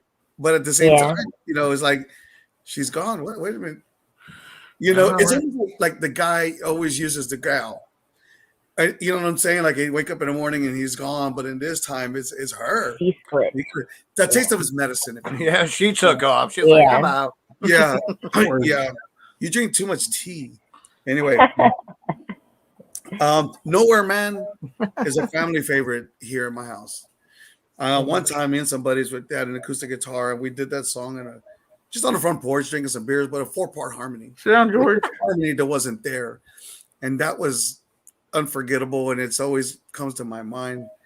And also, Girl, that's a sexy song. It is. I think the cat's got something to say about this stuff. Yeah. I think. What so do you think, George? George. Now, if I needed someone, again, George. I mean, you know, that's on the concert for George. I think Eric Clapton does a pretty good job of it too. Yeah. Mm-hmm. When he takes out that 12-string guitar and puts a little on it, it brings the register up on it. Almost sounds. It sounded very modern for that time. You know. Yeah. Yeah, makes me think of the Birds. You know, Mr. Tambourine Man. You got that real high pitchy stuff going on. You know, the octaves on the guitar. And I love the lyrics to that song. Yeah, man. If I needed someone to love, you're the one I'll be thinking of. Yeah. If I needed someone. Said something about my number on the wall. Anyway. Yeah. To carve your number on my wall. You might get a call from me if I needed someone.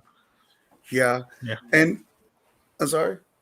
Oh, and then lastly though, Michelle's great, but in my life, man, well, the piano solo, it's almost, and when I hear it, listen to it, I think it's not doable because there's so much you got the lead going on and a counter melody with the left hand, and they almost sound like they recorded one and then, you know, the right hand.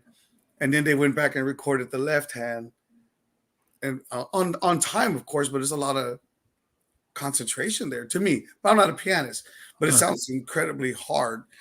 But there's a guy here in town. There's a group called the Fab Five, and the group, the keyboardist that they got, and Paul Byron. He's awesome. But I seen him do it, and I was like, "That's badass." Yeah. And it's just those 15 seconds or less of just masterful. You're like blown away. And that's a song that, I mean, they wrote with such wisdom, in my opinion, because they wrote like they've really seen something. Yeah. You know, like they've really been somewhere. And then you take that song, fast forward it to just a few years ago, Johnny Cash did it. And if if you listen to his version, it will destroy your heart. Because he was so old and sick. And he's gravely. There are places I remember. He can't even sing it rhythmically anymore. And you just go, oh damn, yeah, you Wow. guys got to check that out. But Yeah, I got to. In fact, I just bought a Johnny Cash CD. I've got a lot of Johnny Cash, but this is from the American recordings with Rick Rubin. But man, yeah, right now I've got like over 100 stuff that I haven't heard yet that I need to work myself through, and I that's can't because I definitely keep one on buying stuff every week. Or that's a Rick Rubin production. yeah, Johnny Cash did it. Yeah. that Rick Rubin. Oh, speaking of Rick Rubin, if y'all have Hulu, there's a show on there with Paul called 1, 2, 3 Go, and it's Paul with Rick Rubin, and they're going through Beatles songs, and they're going. I mean, they're listening to tape, and him and Rick Rubin are rewinding it back, and Paul's saying all of his memories, songs, and who was doing what, and who was, and you can tell Rick Rubin's just a fanboy, just listening to Paul talking. I'd be all these different instruments. Yeah, I'd be like, what, really? And like showing them how things were done and how George Martin did this, and Rick Rubin, he's barefooted. I don't know why, but he's barefooted, just at this like stage where all this instruments are, and Paul's just going to each instrument. I know. And he touches on Beatles and some Wings and some Paul solo. So it's pretty interesting if y'all have the time on Hulu to go check that out. It's like 4 episodes long. And Paul tells little stories about going to clubs, him and John, going to go hear bands, going to go see, when they first saw Jimi Hendrix, and going to go see Dave Clark, and,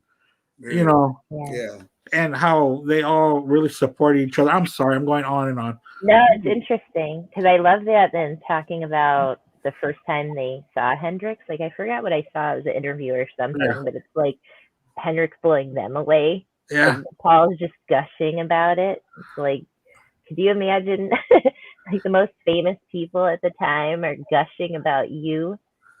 Yeah. Oh yeah, definitely. And he covered Sgt. Pepper's like the day after. Right after it came he didn't do a whole. I saw it like that, he knew it like soup to nuts the next day and did it. Yeah, and there was all of his like wild clothes, like all his psychedelic colors and stuff. Yeah, He said he was trying to preserve the vibe of Sgt. Pepper. He wanted to keep that spirit alive. That's why he kept dressing that way. Yeah, that was a cool thing. Yeah. Louis, was that your number 5? What was your number 5? I thought I was done. I feel like I'm on an acid trip. It was Rubber Soul. Rubber Soul. That's right. Okay, Kate, number 5. It's funny talking this long about all these because they all circle back, and like none of ours. Well, a couple of them have been the same order for each of us, but not very many. And then to circle back, it's like, wait a minute, we just talked about this, or we didn't talk about this. Well, everybody's what makes it fun on the same songs or same albums is really and how we all think of them differently, and how someone might bring up something different that the others didn't know. Yeah, and that's what makes this fun. Yeah, it is. Yeah, this is really cool because I like the experience of like between like our ages and like cultural influence and everything, or like our parents or lack thereof or whatever it was. So it's interesting to have that background of like your emotion towards the song or how you interpret it. Yeah, everybody's so different. How our brains work too, just in that of like how people think in different ways. Yeah. So, absolutely. I'm having a killer time, man. Yeah, I'm having a killer time. This is a lot of fun. Yeah. I've always wanted to participate in something like this. I could do this a lot, probably. Yeah, and in fact, I wanted to thank Rob because I've never done this before. And then Rob, it's so funny that how Rob and I met and how we got into this podcast together was because of baseball playoffs. Isn't that funny? Oh, really? I'm an Astro fan and he's a White Sox fan, and he said something on Facebook. Hey, are you going to watch the game? Sox. And we just started talking about baseball, and then I went to his page and he had this podcast about rock and roll. I go, are you kidding me? Oh, that's awesome. Yeah. And then he asked me, "Do you want to be on this?" And then I said, "Yeah." And then we started doing this. So, Mhm. Rod really has, I've always wanted to do this, and I just didn't know how. You know, Yeah. I would It's talk nice to to have people Well, that, about like, this, and they didn't care. somebody Thanks, just Rob. to push you I on really appreciate it, man. I mean, when we were talking about baseball and everything, I'm like, well, this guy's got, some knowledge about stuff. So do you want to do this with that. me on Mhm. my show? I need a co-host. I don't like doing things by myself because I just feel, I feel naked. You know what I mean? You want somebody to be there with you or other guests to be with you.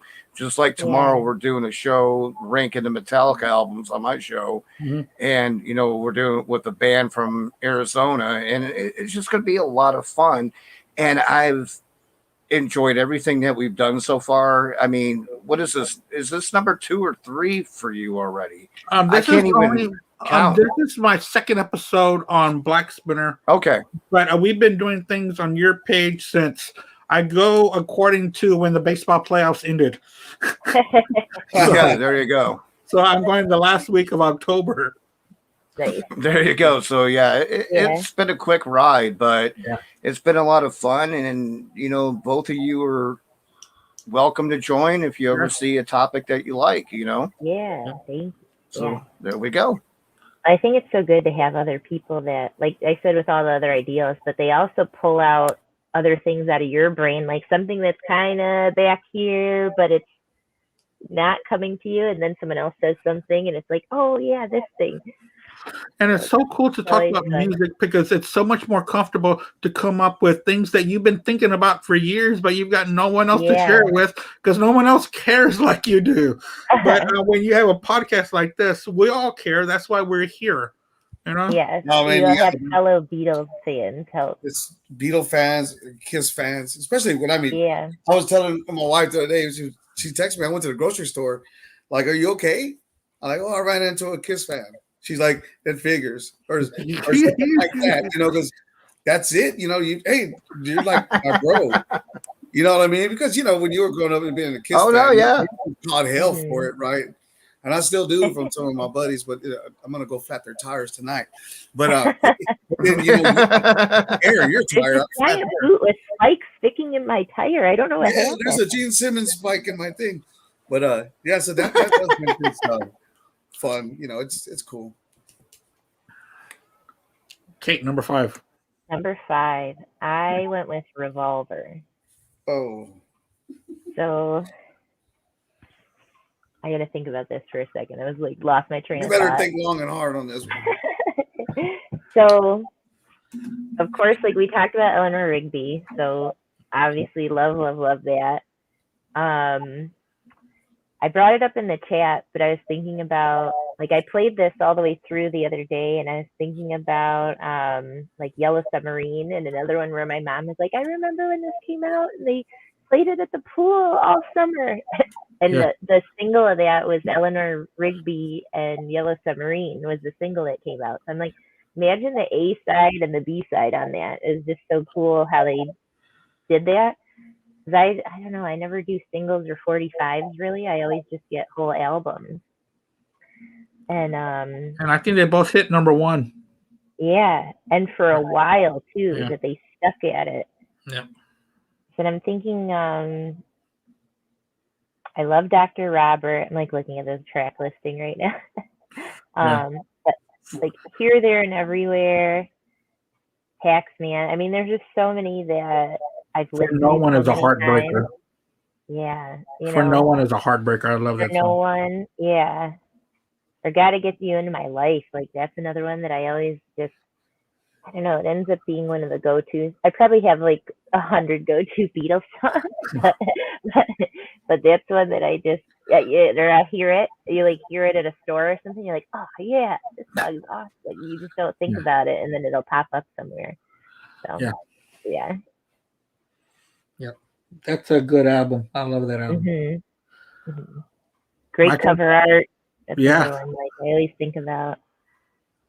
Yeah. Yeah, and the cover art actually is a bass player from Germany called I think it was Klaus Vormann.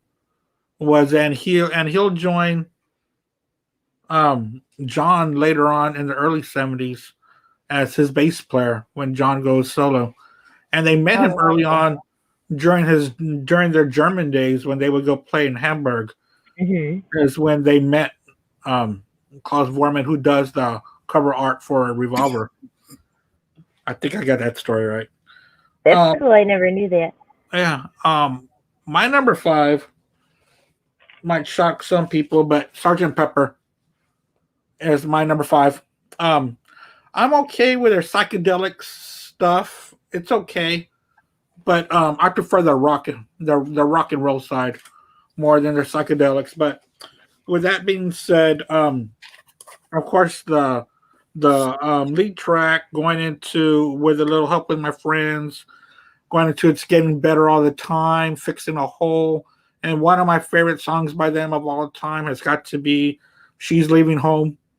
That's a heartbreaker. I mean, tells a story from beginning to end, and you think that she'll come home, but she doesn't. She's far away, meeting a man from a mortar trade. She's gone. You know, possessions and money couldn't buy her. They didn't pay attention to her. All she wanted was love and to be treated like a human, and they treated her like a thing. So she went to go find life somewhere else. Heartbreaker. And then kind of, I never really liked A Benefit for Mr. Kite. This right here has George's weakest track for me is Within and Without You. I think it lasts too long for me. I kind of lose interest in the middle of that track. That's why I got Sgt. Pepper this low. I love Lovely Rita. When I'm 64 is, tells another story of a husband and wife getting old together and always being there for each other. Yeah. I love John's Good Morning, especially the guitar track. And again, he's describing his morning, and describing his day, but that guitar solo by George just ripping. And of course, A Day in the Life. Again, it's just fantastic. And I had to put this somewhere, and I put it at number 5 because the other 4 in front of it are personally not just favorite albums, but personally there's something behind each album that are 1 through 4 that have changed me definitely. And that's one thing about the Beatles. They took me into the world of rock. Back then when I was early when I was in high school, no way, in junior high, I thought nothing will ever beat gangster rap. I thought gangster rap was it. I'm gonna be a gangster rapper one day. And then my uncle bought me something down the road and it changed my life. But yeah, Sgt. Pepper is my number 5. But I love the cover art and the inside of it. And of course I got Frank Zappa's We're Only in It for the Money, where they do a parody of this. And he had asked the Beatles if he could do a parody of it. And he had asked Paul, and Paul kind of shuffled his feet with it. And it kind of pissed Frank Zappa off because, Paul said he had to ask management and, this and that. And Frank's all, dude, you're Paul McCartney. You can do whatever you want. Management isn't going to get mad at you. Yeah, what are they going to do if they say no and you just do it? Yeah. So he kind of shuffled his feet with it. And, I've got an album here by John Lennon. Speaking of Frank Zappa, it's called Somewhere in New York City. And it's a double album. And side 3, it's a live recording with John Lennon and Yoko Ono and the Elephant Band with Frank Zappa and the Mothers all on stage together. And it's kind of trippy because, Yoko has to sing. So Yoko's singing with Frank Zappa and the Mothers playing with her. So you can imagine, it's like, hey, you know what? This could have been her backing band. Could have been the Mothers. There's a whole other level of weird going on. Yeah, I was like, that's what she needed. So, yeah, my number 5 was Sgt. Pepper. Hey, Andrew. Yeah. Good morning, guitar solo is Paul McCartney. Oh, is it Paul? Thank you. Yeah, and if you listen to that solo, yeah, and compare it to the solo to Taxman, that's also Paul McCartney, Oh yeah, even though it's a Georgie composition. And that's how you know their style. It was real Indian. It's almost supposed to be like a electric guitar copying a sitar right. type of thing. Yeah. Because they're both kind of now that you mention that, Lewis, when you hear in your head, they're both very similar They are. solos. Right. The breaks have that same high pitch, very quick. Yeah. Like a Yeah. one noters. Yeah. Just little pull offs, kind of like Ravi Mhm. Shankar would be playing. Yeah. And about the same thing in with back in the USSR. If you really think about it, that those guitar breaks. Yes. Yep. Non-polished. Yep. Yeah. All right. Rob, number 4.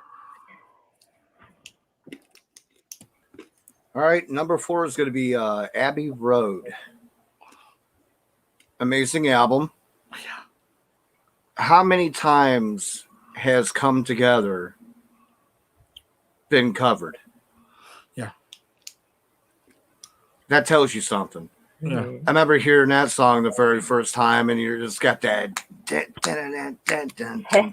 you know, you're just like, you almost want to just like start storming, you know, people, get out of my way, you know what I mean? It was like one of those very first kind of like, you know, mosh pit songs, you know, just get out of my way, you know. Kind of like God of We're Thunder. rocking out over here. Mhm. Yeah, And the there you rolling go. drums by Ringo just rolling along, just it's just crazy. Yeah. Then you know, when you get to the chorus, you know, it's just your, you know, gung, gung, gung, gung, gung, gung, gung, gung, gung, gung, gung, gung, gung. I Yeah. love that kind of stuff, you know, something Mhm. simple, but it crushes you like you just got punched right in the ribs. You know what I mean? It's Yeah. just, oh, so good. Yeah. Now, this might shock you. My favorite Beatles song of all time, Something. I freaking love this song. Anytime it ever came on, I was just mesmerized. And still to this day, if I'm just in one of those moods where I'm like, I just want to, you know, chill, but, you know, still jam out, Yeah. Mhm. you know, George Harrison just, I'm sorry, he is so underrated as far as a Beatle. Yeah. It's ridiculous. And he really is. And yeah. this guy wrote amazing music. And, you know, even, you know, like you guys were talking earlier, his solo stuff is just fantastic. And then when he went with the Traveling Wilburys, he wrote majority of that music. Yeah. I mean, the guy is an amazing musician. So, you know, I always gravitated towards him more than I did with the other two, just because I liked his style. Yeah. And then, you know, all the different instruments he would use. And he brought those into the band. Don't let anybody confuse you. Oh yeah. He was like, let's try this, let's try that, let's try this, because he was always going out, you know, exploring the world and, you know, figuring out, you know, new Very ideas cosmic. for music. And a lot of people don't realize that. But also, you know, Here Comes the Sun, you know, obviously it's a hit, but that's just a chill song. Excuse me, You Never Give Me Your Money. Oh my gosh, that song's awesome. So I love that. Sun King, fantastic. And then I also love Mean Mr. Mustard, which not too long ago, Vinnie Vincent called Paul Stanley that. Really? He was Really? I didn't know like, yeah, that. Mean Mr. Mustard.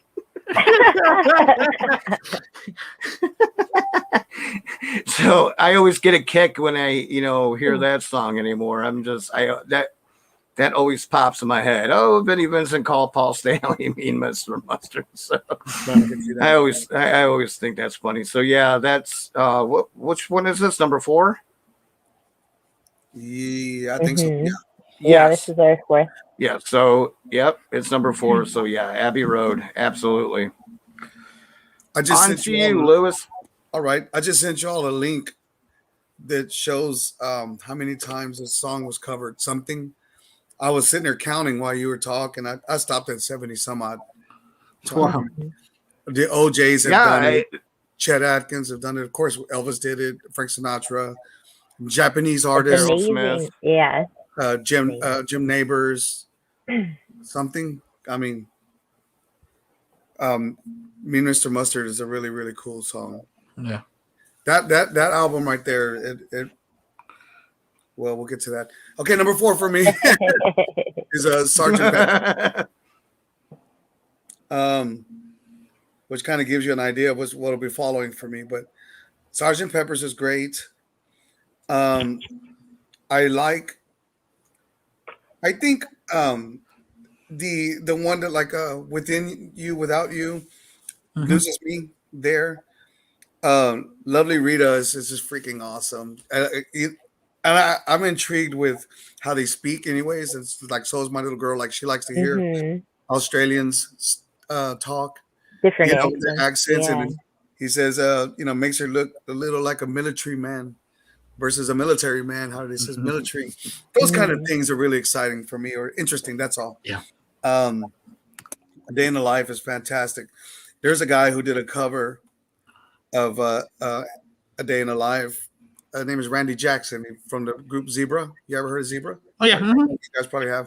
And They he are just out does of it New with- Orleans. Yeah, he just does it with an acoustic guitar. Oh really? Wow. Yeah, I seen him do it live right here at the concert pub, Oh wow, really? and Oh. he kicks ass. Oh, I'm sorry. disagreeing with you. Then I was thinking about it, and I was like, Have you heard him do that song?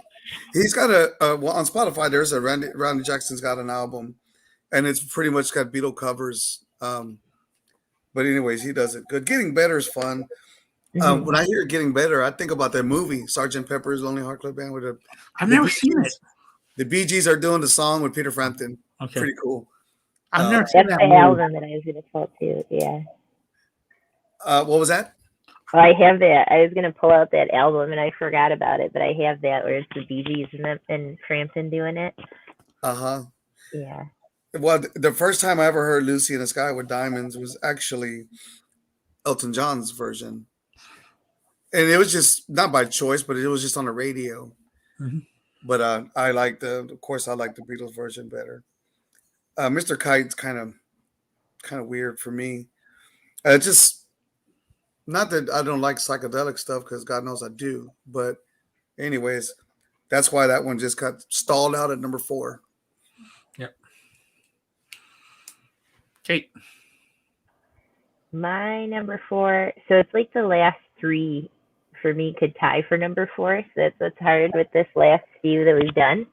I did Rubber Soul because I was trying to go through all the albums and listen to them before we were doing this, and I listened to that. And I was like, man, I really like forget how many songs I love off of that. And just thinking about those, like how we were talking about before, like how many styles they can do.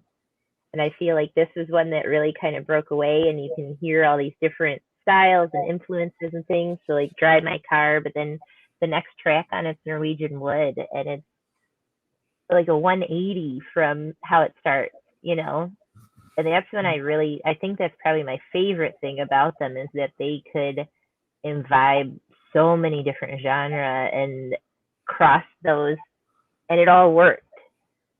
That's the thing that always blows my mind listening to them, I guess, that you have so many things going on and you can hear all these different influences of all these other types of music. And then this album, I feel like really kind of pulls all that together in one. Mm-hmm. I love Nowhere Man because we didn't count Yellow Submarine as an album because it's a song track, but Yellow Submarine because I love the artwork and I love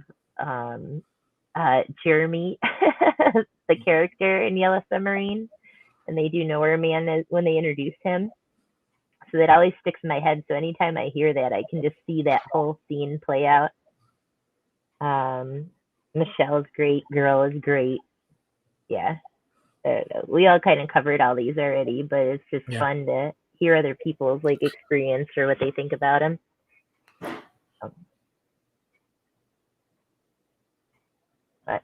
On that other note, I had one more thing I was thinking about that. Run for Your Life, where that's like a darker, kind of scary song. And I always think of that one as like wondering if that's when John was going through some stuff with his wife, or like talking about like the abusive stuff in their relationship. Yeah. 'Cause that's Yeah. pretty intense when you listen to that. And that's the closer on that. So it's like, ooh, that goes from some happy stuff and some like really sweet romantic songs into this like Very closer that's dark. kind of sinister. Yeah, like really, and it comes like the vibe of the song. If you aren't really paying attention to the lyrics, it doesn't really sound dark. But then you really like read the lyrics or listen to the lyrics, you're like, whoa, this is like kind Yeah. of creepy. You know, it's in a different headspace than the rest of it. Yeah. That's why I love it. It Yeah, was so different. yeah. I think that by that point there was a lot of disenchantment happening, going on with that guy. Because think about it, I mean, when I was young, I wanted to be a rock star and all that kind of stuff. But what kind of misery Mhm. could it brought? And Mhm. even though we like to think that they may have had total creative control and all that, but really they were slated to be here and be there. And by that time, matter of fact, they was about to stop touring. Yeah. Mhm. And I'm kind of a conspiracy theorist. So what's he running from? Yeah, you know what I'm saying? Because it's like these guys got pressures and they got problems. Right. Right. And we just look at them for man, they were the Beatles and they did this and When that. you're like look under the veil of their fame and that kind of thing, and like all the pressure and how much strain that would be on their relationships, like And they all of got a them. home life. They Yeah, got a and home then life. yeah, if they if they had kids at the time, or like their wives and things, and it's like when they first went out on tour, they weren't supposed to talk about being married or anything. And it's like, can you Exactly. imagine your wife at home and all these crazy girls are after your You got a husband, and and you that's you can't got a wear a woman. wedding ring or anything? You got a woman who loves you. How do you make her understand that you can't say nothing when she's supposed to be the pride of your life, right? Yeah. So it's had to be horrible. And then um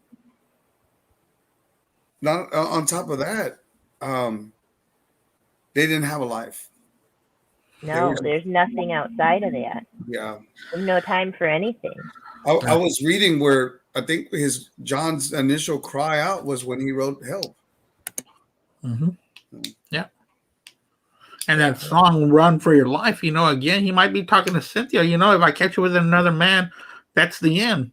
That's what Going I was back to wondering. Yeah, because unfortunately, there was a lot of abusive stuff allegedly. Like, I don't yeah, know, but supposedly stuff happened, and that's yeah, something that you think like, was this really about that, or I don't know. Yeah, Wow, I that's yeah. get that Well, different you vibe know, Writing about about that his song. life. What's going on, and Hmm. putting his heart on his sleeve and putting it all out there. It's kind of stuff that you're like, wow, he's really thinking Especially about this if you're away on tour and you have like your relationship's already strained anyway, and then you're in a different country on tour. for months at a time. Thing, yeah. well, think And that's about why they this. stopped touring. What, Rob? I was going to say, think about this. Being in the rock star lifestyle is not really a lifestyle. People, like especially me growing up, I wanted to be a musician and traveling and whatnot. I did it for a couple months and it was hell. You're I like, I'm couldn't over it. imagine being Yeah. huge and not being able to leave your house or, your Yeah, you hotel can't go room. anywhere. You're having all these issues and Mhm. you have companies telling you what to do. This is how we want you to write your music. And no, it's hell. And I have friends that are finally, after 20 years of being musicians, are finally able to write what they want to write Mhm. and able to do what they want to do. But when they first started off, they're on the road 10, 11 months out of the year, can't go home. They're being told what to do, and they can't leave certain areas because people are all over them. They'll tear you And apart. Yeah. yeah, as much as I wanted to do this as a teenager, even when I was 22, 23, I'm glad it didn't happen because this is why so many of them get into drugs and end up dying or, you know what I mean? They overdose or whatever because it's just a hard lifestyle. It's difficult. You get trapped in that fame. Like they I spend couldn't imagine doing it. Yeah, you spend so much time that you seek it and seek it and seek it, and then it happens, and it's nothing like they thought it would be, and it's just that you're like the only reason like bands like Kiss and everything are still doing it, even Paul McCartney, because it became a way of life. You know, after so many years, it's just okay, this is normal now. Well, but imagine that first 10, 20 years, it's not easy. That was when they were so young, or they're like teenagers starting off in their band, and then they don't know anything else. So it's probably like being at home and sitting around is just like strange. It sucks. And they can't do that. Yeah. Absolutely. Yeah, it's interesting to think about it. We're at number 4? Yes, sir. It looks like I'm going to match you. Rubber Soul, number 4. Now, what else can we say about this that we already talked about? Well, I can add. My mom and I at my wedding. My mom and I danced to "In My Life." That was our song. For my mom and me. Norwegian Wood. Every time I hear it, it's always a different interpretation. Nowhere Man, of course, is just a fantastic track. And that's the song that I fell in love with on this album. Think for Yourself, You Won't See Me, You Time After Time. It's just, those deep tracks on this album. I'm Looking Through You. This is such a great album that we've already talked about the tracks, and we can still talk about other tracks that we haven't mentioned. Right. That's how good Rubber Soul is. It was a big departure. They said it was their maturity album. They're taking the Byrds and turning it into their own product. Their lyrics were a little bit more the Beatles lyrics were a little bit more accessible than the Byrds were. The Byrds lyrics were good, but not like this. And Roger McGowan, great guitar player, but not like George. Roger McGowan might have been a little bit more flashy, which is true, but George didn't have to be classy. George knew where to put the parts in the right place. It's about what the song needs. Yeah, and that's where George separates himself from everywhere else. He put himself as a unit, not as, oh, look at me, I'm George Harrison, blah blah do. No, he put in there what the band needed. So Rubber Soul is number 4. This has been number 1 before for me. Yeah, they all kind of rotate. Yeah, it was kind of number 1 for a while, especially in my early 20s. I loved this album. And I still have it on CD, but man, it used to be in my car, drove everywhere, had cigarette ashes, beer spilt on it, wiped it up and put it back in the player and just go. And Rubber Soul is a very important album to me. That song, I'm Looking Through You. Yeah. Okay. The middle part, you can hear that on Living in the USA from Steve Miller. Really? Living in the USA. It goes, oh, yeah, that's funny. They stole that. I never it's thought about interesting that. how many songs you notice some bit from it. It is like bits borrowed. So make a note, Andrew, and go listen to it now. Bye. I'll see you later. Right. Living in the USA. Yeah, it's got that little organ. I think it's a Fender Rhodes or something. I think about. Sorry. Oh, I was just thinking about saying like George was so good at putting in what a song needed, and that's like Ringo. I always feel like gets crapped on all the time is like not being a good drummer. but Not true. listening to them, and it's like all the tracks, like if it was different or more elaborate, it wouldn't be right, you know. So there was somebody, I forget who I was listening to, some kind of famous drum instructor. I can't remember his name, but he's like, you know, talking about that. He's like, you can hear it, and it's in this song, but if it's dressed up and it's like how someone thinks that drums should be played and how elaborate they should be, and it just doesn't work. Like what he did was perfect for what the songs were. Yeah, it's just this band was just perfect for all time. Mm-hmm. You know, you know, we're all doing this podcast because of how much we love the Beatles, but there'll just never be another band like them. No matter what. I mean, we can find other bands that we love, but it'll never be like this. No other band will ever touch a generations Numerous, like this, you know. Yeah. Rob, number 3. Going with the Beatles, aka the White Album. That is my number 3. And you want to talk about a hell of a release. What were these guys around? Like 7-8 years, if that. Yeah. And all the songs they came that? out. Yeah, and all the songs and albums they came out with, it's just amazing and good songs and albums. It wasn't like just throwaways. But let's do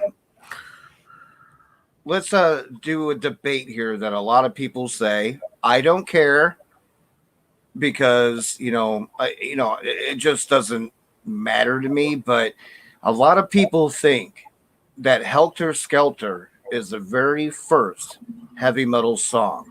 Do you agree?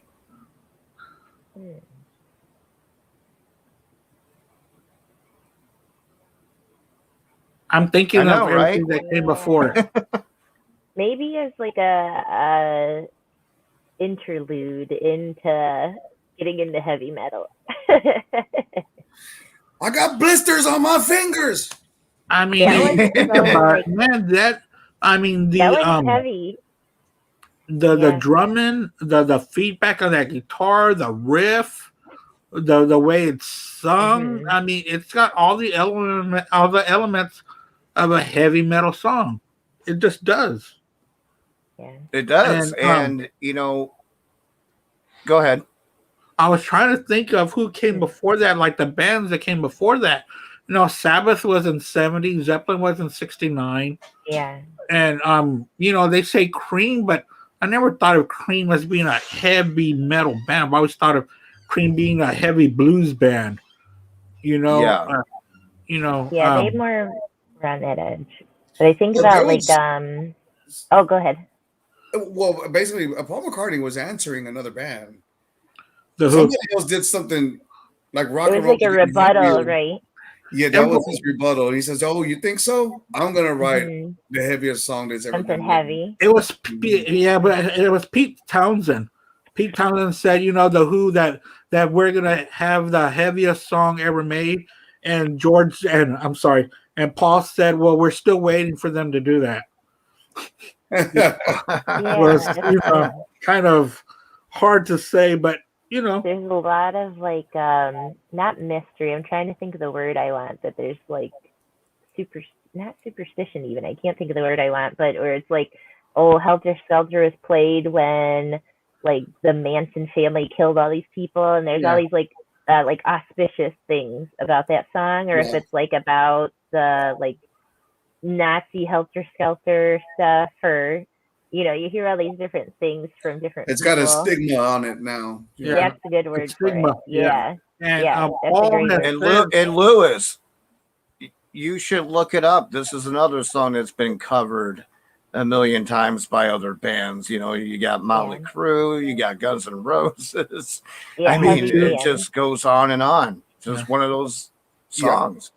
My 15-year-old was telling me this morning, I was driving him to school, he liked I think Rob Zombie's cover of it. Oh, okay. I think he did do it. Yeah, you're right. right. And I'm like, dude, but I'm stuck with Motley Crue on it. I'm good with Motley Crue's version. and Paul has said Nice. it's a song about a roller coaster. Yeah. Isn't it funny? And it's like, wait, what's true? So you wonder, because they'll change their tune too. You'll see interviews that are really old, and then Mhm. obviously the two that are alive now, you see interviews, and it's different. Like the answer for something of what the meaning was. Yeah. I would But love to hear. Of course, he's dead now, but to hear Lennon talk the way that Paul talks, I would like to hear Lennon's point of view. Because in the '70s he denounced everything, this and that, but he was probably pissed off because he never wanted this band to end, and yeah, stuff but like I that. But I think would like to hear him now in the '70s talk about him being interviewed about stuff like this. And I know he did a famous Playboy interview. And I always want to hear it and I always want to read it, but I never do. Yeah, they got the book, right? The Playboy interviews or something. Yeah. Mhm. Yeah. interesting. Some of the best interviews ever from like rock stars and stuff are in there. Yeah, Playboy. some friends of mine have read it and they spoke highly of that. I just never looked into it. I think it's something that I've read numerous books about him, of course, but Mhm. you really want to hear things from these guys' mouths. Right. The Yeah, words that they said, not Mhm. just someone's They could have thoughts had or like an autobiography if he or was still hearsay. around. Yeah. Yeah. The other thing I was going to mention, thinking about how if that's like the first heavy metal song that Lemmy was a roadie, and in like interviews when people have asked Lemmy like who his favorite band was, he'll say the Beatles. Mhm. But I just think that's really funny to think about Lemmy. We'll Who's think like, about Ozzy Osbourne. That's his favorite band. Yeah. Yeah, isn't it amazing Is that the they'll say Beatles. that? Yeah, well, it's like who inspired you the most or something, and Yeah. they say the Beatles, and it's like that's awesome to think about that these heavy metal dudes that are like rock gods credit the Yeah, Beatles. but you got Kiss. That's what they were into, and they just all took it to another level. They're like, okay, it's been done already. Let's beef it up. Yeah, Which yeah, is amazing. And it happens with like us. I grew up a big Kiss fan, got into Metallica, and then I started playing death metal for a while. It's something way off. It was just like I wanted to do something different. But that's how it works. But I got one more song before we move on because I know it's getting there. We're at 2 hours and 16 minutes. But another George Harrison song. And if nobody ever likes a song in history, there's something wrong with them. While my guitar gently weeps. Yeah. Amazing. Oh, breathtaking. Phenomenal, start to finish, phenomenal. Yeah. And another covered song too. Yeah, and I really like that song by George Long on there. God, I love that song. Boom, boom, boom, boom, boom. That's a great song. Oh man, that's such a great album. The I'm the White album. It is. There's just so much to cover on it, though. And you have 2 LPs in it, so it's like we have so many songs to talk about. And maybe one of I've also heard, going back to the first heavy metal song, I've also heard "Born to Be Wild" by Steppenwolf. Oh yeah. They say the actual words "heavy metal." Yeah, heavy metal thunder, right? Yeah, heavy metal thunder. But it's such a short song, and it's got a good riff. But Helter Skelter is just—it's like one of those first, like heavy prog long song that just goes on and on with the instrumental. So yeah, it's just yeah. I think hearing that for the first time, it's one of those songs that like wakes up your brain where you're like, I've never heard anything like that the first time you hear it, Yeah. Well, imagine back then. Yeah, I mean, really imagine they were like, what the hell is this? Yeah. It's probably like, well, and I'm trying to think of when all the stuff was going on when they were like bigger than Jesus and all that, and then come out with a song like that. Like if that was after. Oh, it was after. Yeah. Because they were still touring when they came up with the media twisted words, which exactly. They took it out of context. was that we're as popular as Jesus to the younger crowd, because sometimes when people get wrapped up in the now or in what's hip, a lot of people forget about Christianity. And that's what John was saying, was that people are getting too wrapped up in us and they're losing their way. Yeah. And people forget about Jesus for a while, or they forget about Christianity, and they're going this whole different way in their life. Like how popular the Beatles were, like people worship them like they were gods on earth kind of thing. But he's pointing out that it's like, that's wrong. Yeah, that's wrong to do. And he was making fun of the said people. at one point, they said at one point they had more people show up than the Pope did. Yeah. At some event. Yeah. That tells you something. That really tells you something.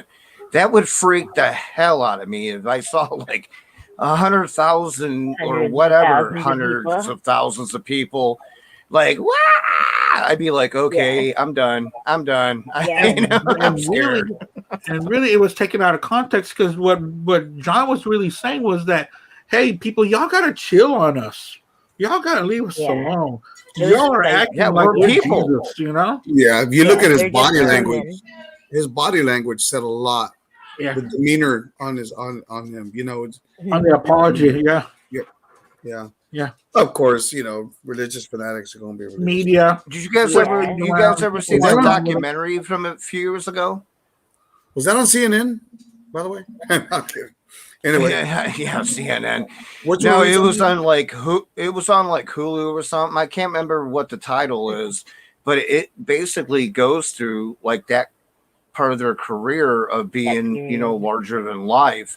Yeah. And they were scared. There's actually backstage footage of them like, I'm not going out there. Yeah, there were death threats against them. Well, that's what Ringo said. They're like, I'm not going out there. Yeah, after that, Ringo said he's going to put his symbols a certain way in case somebody takes a pop at him. Yeah, well, it was like in the South is like practically lynch mobs after them, and they're burning piles of records. And especially like when they went to the Philippines and when they went to those Asian countries. And I mean, they didn't have dinner with the Philippine queen or king or something like that. Yeah. Dude, but they're like, man, I think the documentary. Give them a break. I would have liked Filipino food. I think the documentary is about them playing the old Met Stadium. Them coming to America. Yeah. Shay. And they were just like, holy shit. Yeah. Because they didn't have that kind of following in London. Yeah. They didn't have that. Right. Or you know what I mean? Yeah. And they just came over and they get off the plane and you can see their faces like, they're trying to like wave and be nice, but you can see it in their face like, we're gonna die. We're tired of this. Yeah. Just think about like, I don't know, just any big party. Like if you went to your own big party or a wedding or something and you walk in and it's like all eyes are on you, but then it's like 100,000 people. And it's like that for years. Overwhelming. Yeah, I just couldn't even process it all. No. And you're on there. When I was 16 years old, I wanted that, but man, I couldn't imagine when it actually happened. I'd be like, okay, don't want it. Don't need it. And they really did stop at the appropriate time. And they stopped touring at the appropriate time to really get back into their lives. They were at that age where they wanted to get married, they wanted to have children, but also it's genius it's a genius how they did this. They stopped touring during Revolver and Sgt. Pepper's and Magical Mystery Tour and the White Album and all that. It was like a regular job to them. They would go to the studio, work for 8 or 10 hours, and go back home. Yeah. And then go have family time, go to sleep, wake up, and go back to work the next day. And that's a job I could do. Yeah, that's awesome. Yeah. Same here. Okay. To go make an album and just go back home and But number 3, Lou. All right. I'll be right back, guys. Yeah. Hey, come back. Okay. Anyway. Abbey Road would be my number 3. Which one? Abbey Road. Okay. Y'all got that? Yeah. Yep. Okay. I think some of the silliness of it is really really great, like Octopus's Garden, um, Maxwell Silverhammer. You know, I think Paul would talked about when he wrote Yellow Submarine for Ringo, and the way he said it was, you're lying in bed and it's just kind of like that little twilight time, and you just got these little silly thoughts going on, and but silly thoughts for them were like we're platinum. So How many weeks at number one? yeah, like George Strait, anything George Strait does, he's always you guaranteed a hit. Yeah. Unless Yeah. well, now the country's changed, but you get my point. So their silly stuff was really really fun. The Octopus's Garden, Yellow Submarine. That's was that? The Oh, on the beginning of Octopus put this guard just that's we Mhm. call that like a blistering guitar riff, that the same way you described a solo for Comfortably Numb. yeah. It's a blistering lick. It's there. It's in your face. It's very intricate. I don't know. He's not going to record trash, but it showed George's ability again, which a lot of people don't even talk about. Yeah. Mhm. That dude could play. I mean, you're playing at a cabaret in Hamburg for what, man, 8 to 10 hours a night, and if you can't play after that, there's a problem. And you're like 17 or 16 at that time. Yep. And all Mhm. I you're mean, doing is being seasoned, and your craft is being honed, and they had a lot of ability. 10-hour sets. That's crazy how much they would play. I know it. Yeah. Because is one of my big favorites. That whole medley of the songs, the Sun King. Um, but going back, somebody singing "Get Back" around there. And then at the end of it, it gets really sad. Um, Carry that weight, and the end. Man, it even when I was a child and I'd hear it, I would think about one day it's all going to be over. I mean, it's just whatever the song, the spirit of the song put out. And Paul McCartney closes his show like that. You know what I'm saying? It's like he does the Golden Slumbers part, and then they go into that jam. Where his keyboardist plays bass with his left hand, and then you got three guitars going on. And Paul McCartney's involved in all that, and then they finish the show like that. It's like, God, this was epic. I've seen Paul McCartney twice. Yeah. You know, I've seen them twice too. I and think we were at the same show at a we Minute were Maid. Minute Maid, yeah. Yeah. We took Joshua and Angelina and my little babies, and just so they could say that they saw Paul McCartney, like I could say I saw Michael Jackson, Mhm. because Joshua was a little bitty boy. Now he's like 5'9", but Yeah. Abbey Road is real special. That's one of the albums that's real polished. Again, going back to production, Getting George Martin back. yes, and that was where during some interviews I saw he says, "Okay, are y'all gonna listen? Are you gonna let me produce?" And they're like, Mhm. "Yes, yes, yes." He says, "Okay," but I saw an interview, I think on the anthology, Yeah. where Ringo's like, we never said, "Okay, this is our last song, this is our last track, this is our last Mhm. backing vocal," But and it they had feels no that idea way. that it was about to be over. But a lot of bands before they break up, they put out a real crappy record, and It's like they knew. yeah, yeah, that they must have some sort of intuition going on. But Abbey Road, it's number 3, not necessarily number 2 or 1, but for me, that's what it'll be, number 3. Kate, number 3. Number 3, I did White Album. So I know we talked about a few of the songs on it already. Thinking of a couple others that, like Happiness is a Warm Gun is one that I just love, and we didn't Heavy. mention that one. Think like I'm so tired. I always have that vibe. It's like my life story. But that's one in Blackbird we didn't mention, and like super short, but one of those songs that's just so perfect. Mhm. I think the other thing that put this for instead of being like my second is that it has the only track that I'll skip, which is like Revolution number 9. Um, but then yeah, it's got Helter Skelter, Sexy Sadie. Those are such killers. And then I think like I don't know, I like cheesy stuff too. So I really like Rocky Raccoon. I like their more like playful songs, and when they get into that kind of stuff, so, going into thinking of like Yellow Submarine, and it's all their like fun, playful songs. Yeah. Okay. My number 3 is going to be Revolver. This is my number 3. I remember, like I was saying, I thought I was going to listen to gangster rap for the rest of my life. Well, my uncle bought me this on CD, and a T-shirt that went along with it. And once I put this on, I was changed my life. Revolver. It really did. It changed the way that I listen to music. As you can see behind me, it's really done wonders for me. Taxman, Eleanor Rigby. The songs we haven't talked about though is "I'm Only Sleeping." I love that track.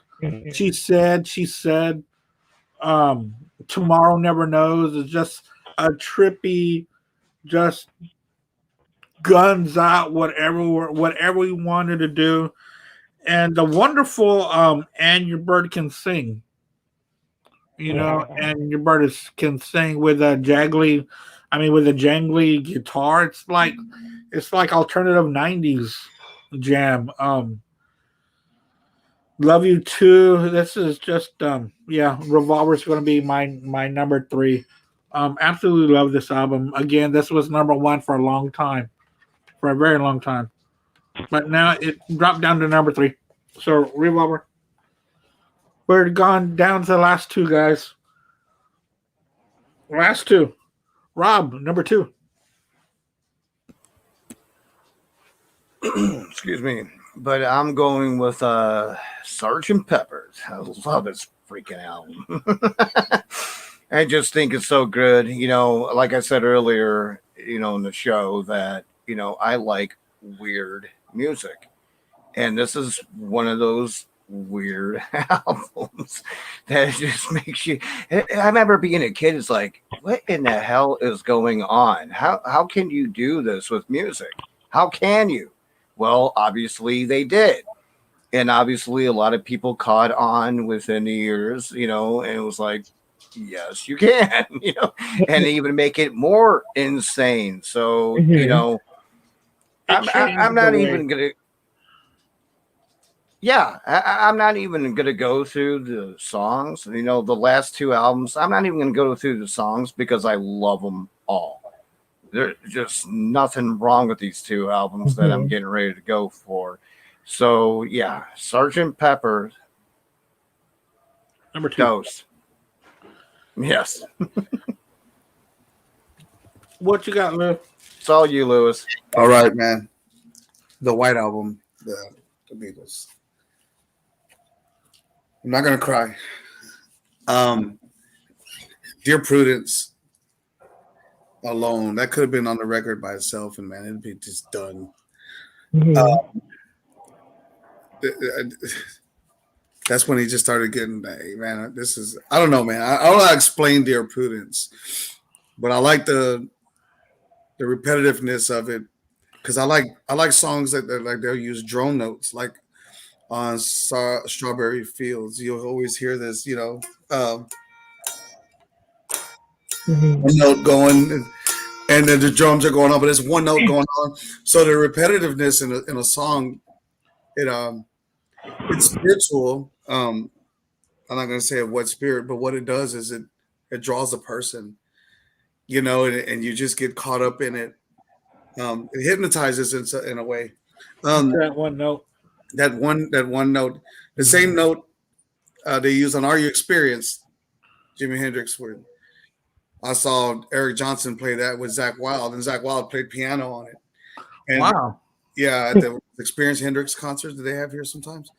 And they play Uh, Zach Wild, just ding, ding, ding, ding.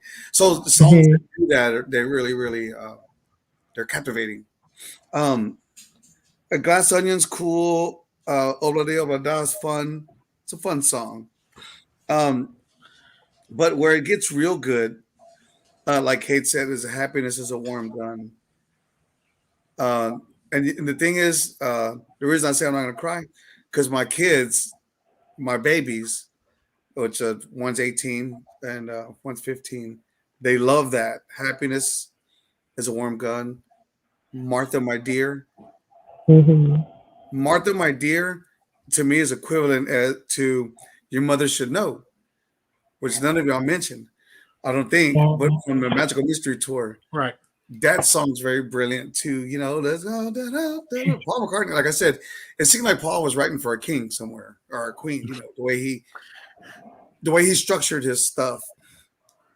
Um, I'm so tired is great. And that's another one where you got to find out what he's talking about.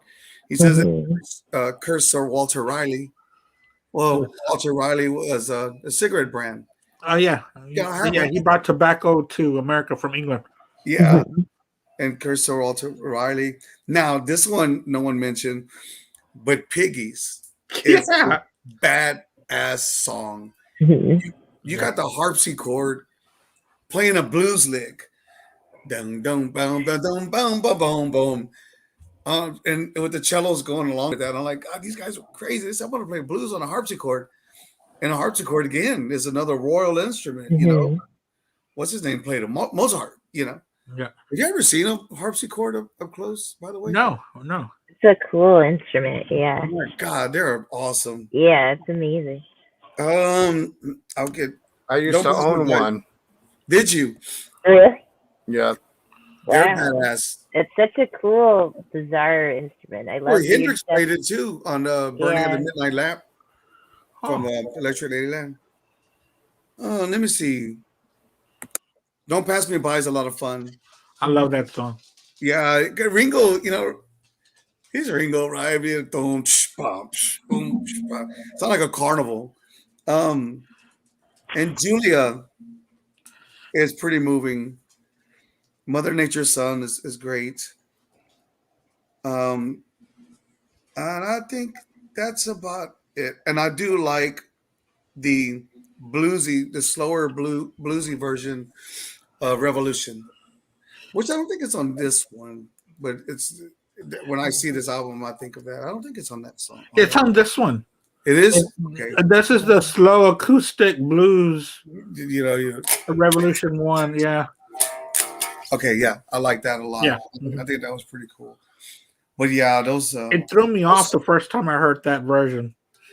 I think all of that, all of the songs that I mentioned, um, are fantastic. I mean, I like Why My Guitar Gently Weeps. Don't get me wrong, I love the song, but Piggies is like you listen to it, man, and they use the effects sound like he's singing through a bullhorn, Mhm.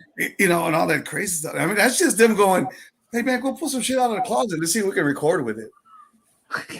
You know what I I mean? like Yeah. that one. Like Revolution's obviously like an in your face rebellion song, but then you listen to the lyrics of Little Piggies and like commenting on people at the time of like probably the upper middle class, you know, and they're poking fun at that whole lifestyle. Yeah. I think people miss that if they just think, oh, it's like a song about pigs. And again, it goes right along with what I said regarding John Lennon and going to Mhm. fancy parties. I think they came to a place where they said, This is just kind of bullshit. I don't want to deal with this. Mhm. I want to be They real didn't like at that, like home." the facade that people put on for that. So you can tell that they never were into it. The only one I would think that could play that part well would just be Paul McCartney.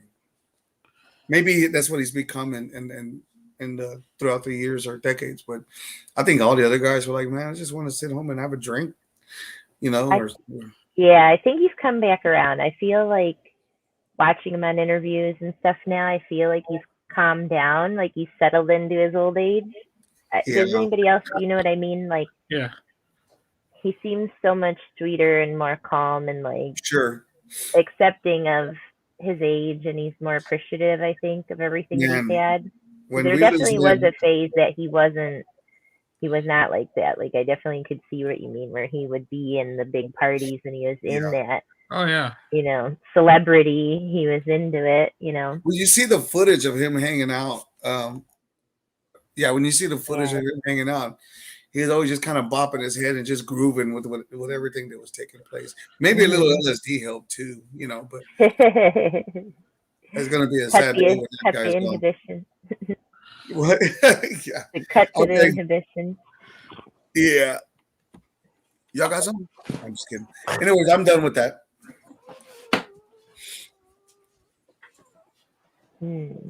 Kate, your turn. So my number 2 is Abbey Road. We covered a lot of these. Like I'm trying to think. Like something is. I have to agree with Rob. Is like my favorite Beatles song ever, and I definitely feel we all feel the same about George being heavily underrated as a songwriter and a lyricist and guitar player, everything. And I'm trying to think. Like there's just so many that are so good on this one that I Want You, She's So Heavy, and that's another one that's like really A good metal edging song. into the metal. Yeah, that's Heavy. another one that I feel like is that like, yeah, And then you can hear the bass and the drums going boom, boom, yeah, boom. yeah, that marching, drudging, where you like get that feeling where you're like, I'm gonna go destroy something. And then John just his voice again getting rougher. Oh yeah. That's when he really attacks his voice, and he was so good at like that true emotion in that. Like you can hear it when people speak in that thing, but to sing it to me is such an interesting thing to be able to get that out. Or like opera, I feel like is one that you always can feel the emotion, even if you don't understand the lyrics or anything. It's like all emotion, and he was so good at conveying whatever was going on with him with just. You don't even have to hear the lyrics that he's singing, just hearing his voice and that like raw thing, yeah. And I like that part on that song. It sounds like all three vocalists. Heaven, heaven. Yeah, I like when they do that. Yeah, I'll just keep getting higher and higher and higher. Yeah, ever seen Enter the Dragon, or Bruce Lee movie Enter the Dragon? Yeah, a long time ago. The part that is because they were into opiates there, right? So where that I think it's the tall black guy Jim Kelly. He gets beat up, but he's rolling through this room where that Chinese guy is the bad guy. All his daughters, they're all in one room, and they're all like just smoking and laughing and all that kind of stuff. And you hear like this funky 70s porn music going on. You could take that song and play it in its place. Put it right in there. Put it right in there. Like right in there. It, like mute your TV and put that song on. That part when it's like or even has the 70s go, I want you.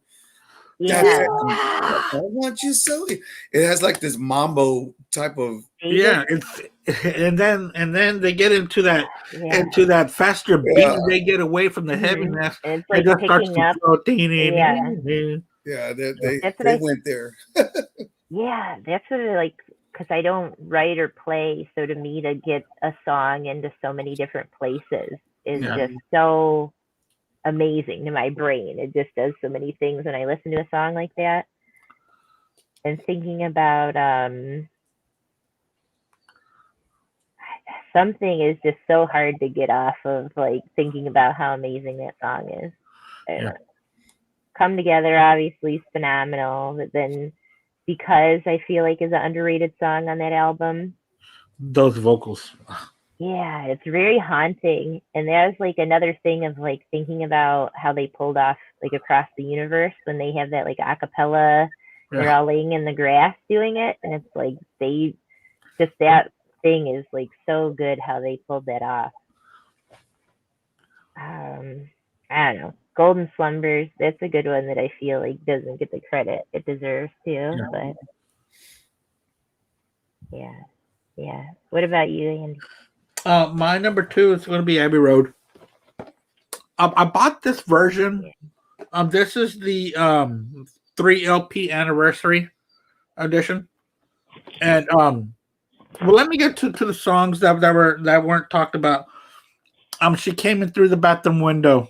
I love the way that just starts off after Polythene Pam, and again it tells a story, and then the words on God, I'm trying to get a little time, but carry that weight, boy, you got to carry that weight a long time.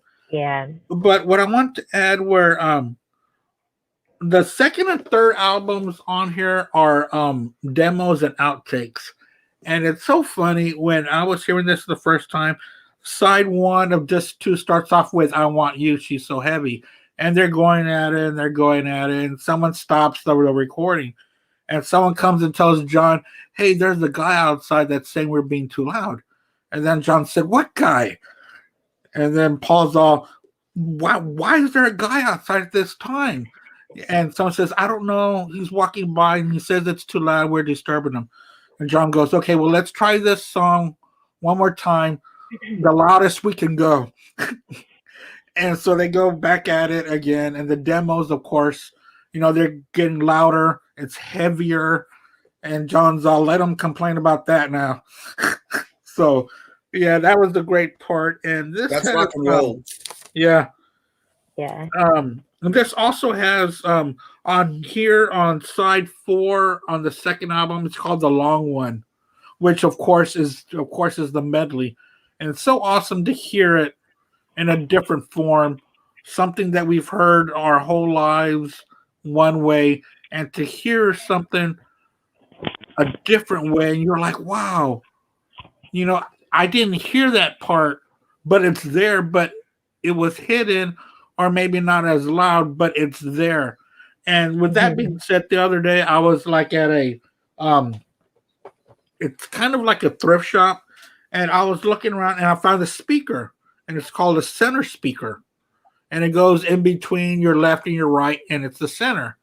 And man, I tell you what, ever since I bought that center speaker, I'm hearing things more clearly, where you're hearing things that never really came out. And I'm like, is this like for real? I'm going to have to listen to everything all over again. It's like, am I hallucinating? Is this really like? But yeah, this Abbey Road is number 2. I tried to buy any variation that I can. I've got on cassette, CD. This is my third vinyl of it. I just this was number 1 until this morning.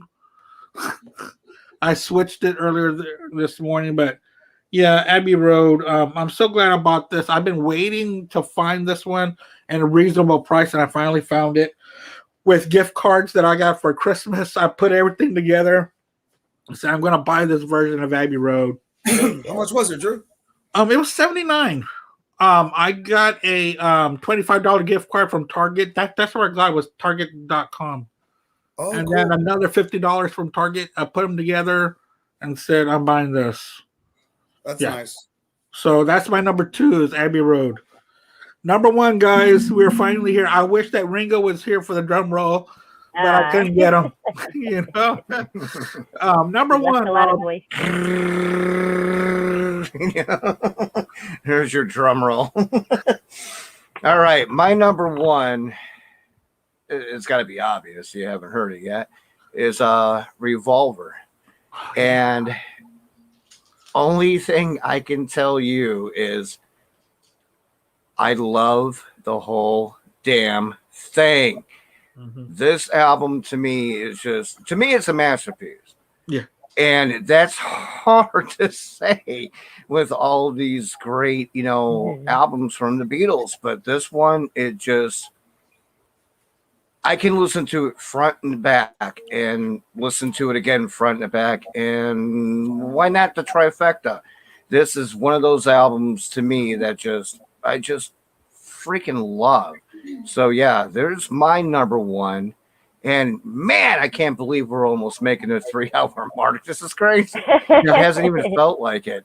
It hasn't even felt like it. It's been a lot of fun. I know that I know that I'm taking a lot of time up, but this is great. No, This is no, what I you're envisioned this to fine, be. man. I mean, we're all still here, but yeah, that'd be my number one is Revolver. I'll let you Yeah. guys go.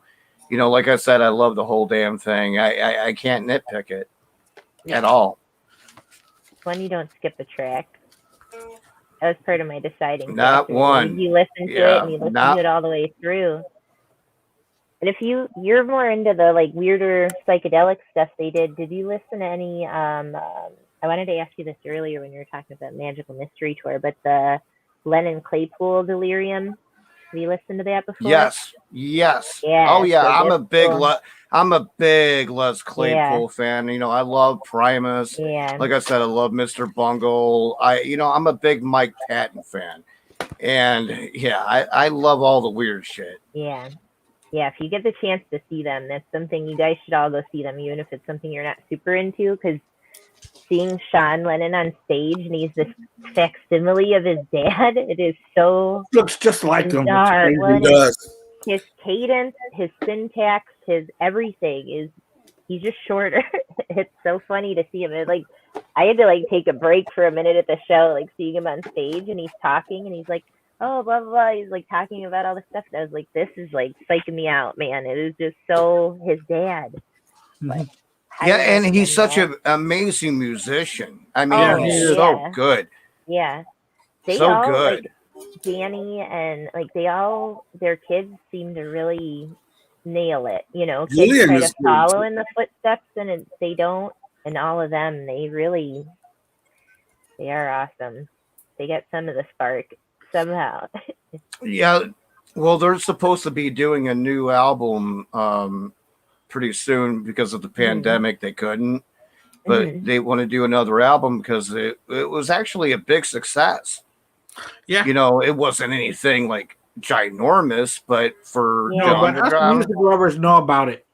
Mm-hmm. yeah, people want to see another album, and they had a great time doing that one and that Yeah. tour. That yeah, they're getting ready to do another one pretty shortly. So yeah, I can't wait because when I first Yeah, saw that'll that, be I'm cool. like, well, this is gonna be interesting, and then oh yeah, it was amazing. Did you get to see any of you guys see the tour? If they No, I were didn't gonna get to do the see the tour? tour. Yeah, I mean Yeah, I didn't get to that do would the be tour cool. because I've been so busy. I'm a chef, Oh so yeah, you work you all don't the get a lot of time. time off. No. Yeah. Yeah, that's a lot of work. Yeah, that'd be So cool. I got to see Paul 10 years ago, that big tour he did a decade ago, but I've never seen Ringo, and then seeing the kids would be really cool. But yeah, we'll see. because I know that they were talking about it because Ringo's son played drums for the Who for over a decade, and then Mhm. you've got Sean, and then Paul has a son that plays as well, and then Danny. If you put Danny in there, Danny is another guy that looks just like his dad. Yeah, he Mhm. It's does. crazy, Mhm. and I so does know. Ringo Starr's son Mhm. also looks like him in a way. Yeah. It's like I think because we're so familiar with them and their faces and all their, we've seen we their fill in faces all the, progress. yeah, we Yeah, fill it all in. But yeah, it's interesting to think Sean was so little when John died, and then yeah, to have that much of your dad recorded and so much stuff on your dad available to you at any time is interesting to me to think of how he lost his dad, but then you have so many connections to him from media and from photographs and music yeah. videos and And you stories know and yeah yeah yeah yeah, You guys I like know. Julian? Julian was great too. yeah. He Julian, was I really just good in the had one 80s. of his. Yeah, That I'm disappearing in a yeah. daydream or something like that. Man, his keyboard playing and the way that he put the keyboard parts together, and he really had a great voice. Yeah, man. He Yeah, really did. And yeah. he became very close to his dad later, in John's later years, Right. which is something that Mhm. when John stepped away from the limelight, he was finally living the life he always wanted to live. Yeah. You It's know, good to see him reconnect and heal that yeah, division. Yeah. And it's like you heal that, and then he's gone. And just to be robbed of him again right away, I can't even It's so imagine. heartbreaking. Yeah. Lou. Yeah. No, yeah, Julian had some really good songs and a Yeah. very good voice. He sounded just Yeah. like his father, in my opinion. Yeah. He looked just like him too, man. Yeah. It's interesting. Yeah, it looked just like him. He also looks like an actor that I cannot think about right now. There's an actor that actually the actor looks like him because the actor's younger. He's younger. But yeah. it was I at first I saw that actor and I'm like, is that Julian? Wait a minute. You know, Yeah, and you're like, but then wait, you he's come like to find in out his it's not. 50s. Yeah. But God, they look so alike. It's ridiculous. I just can't remember his name. I enjoyed the stuff he put out in the 80s. Yeah. Yeah. I did too. I did too. Yeah. He had that one big hit that I really liked. It was Yeah, I an forgot the MTV hit. I title of can't it. remember the song. It was like, if you go away. I forgot the name of the song, but there was the other one. There was much too late. For goodbyes. Yeah. Yeah. That was a real, Yeah. that was a real spin on John because he would, I've been wanting to cry, Yeah. good stuff. It was pretty fun. That's such a And good it song. had a total Beatles. It had a total Beatles vibe completely. Yep. And I was like, oh, the song is so good. But yeah, I like Julian, but I mean the whole family's talented. I mean, shit. I mean, Yoko, I can care less. I guess she came out with a new song. Or she's got something new going on. I don't care. I'm not going to listen to it. No, but she is brave and she stands by her art. Well, I will never give anybody any disrespect to what they do, but if I don't feel it, if I don't feel it, I'm gonna say, not my thing. I can't get into it, but I guess I see what you mean. Like, she's still doing her thing, even though she's like, and she's 80, super 81. hated by people that keep going. That is something to say for her. I do have to agree with that. Yeah, and she loved John. She loved John. Yeah. Well, and that's she still that's goes amazing. to every. She still goes to every parole board meeting for Chapman to make sure he doesn't get out. Yeah. She goes to every single one to make sure he doesn't get out. He stays. Yeah. Wow. Yeah. Well, that idiot should be put up for life. You know what really agitated me was when they came out with that movie about him. I never saw it. I hate. Yeah. I didn't watch it either, but I hate when they come out with movies of trying to make somebody look good or publicizing their life or when they kill somebody. 15 minutes. Yeah. Yeah. Or trying to get or for shock value. I don't agree. Yeah, I just don't agree with that. I really hate that. It's one thing if it's a movie that's it's not real, but it really pisses me off when I see movies like that try to make them heroize or whatever you want to call it. Yeah. And make just them de-villainize him. But and I'm like, no. And for like a while there, the media would not print his name until after a while. The media would not put his name out. Put it out. Yeah. Because he said he wanted to do it for notoriety, so the media didn't give him any.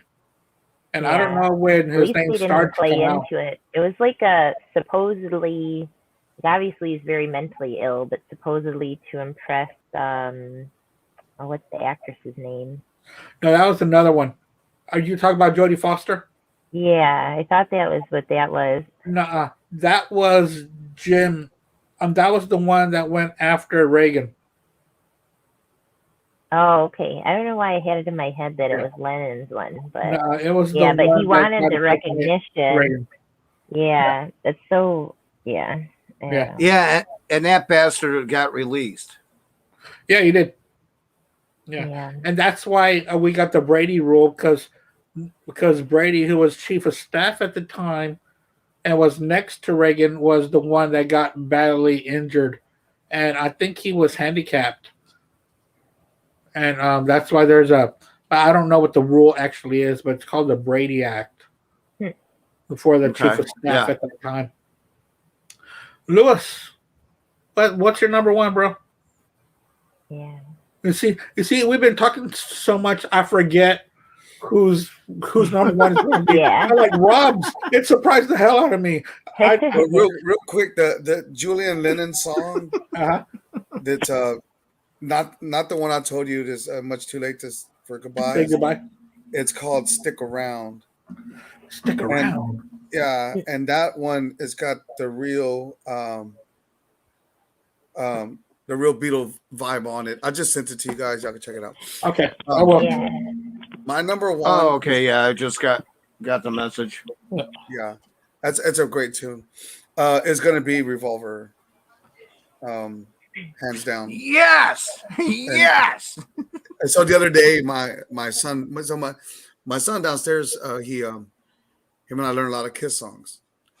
Of course, I've taken him to meet Ace Frehley, and I take him to all the Kiss shows, or whatever. It's a family affair when Kiss comes. We all go. Yeah, it really is with them.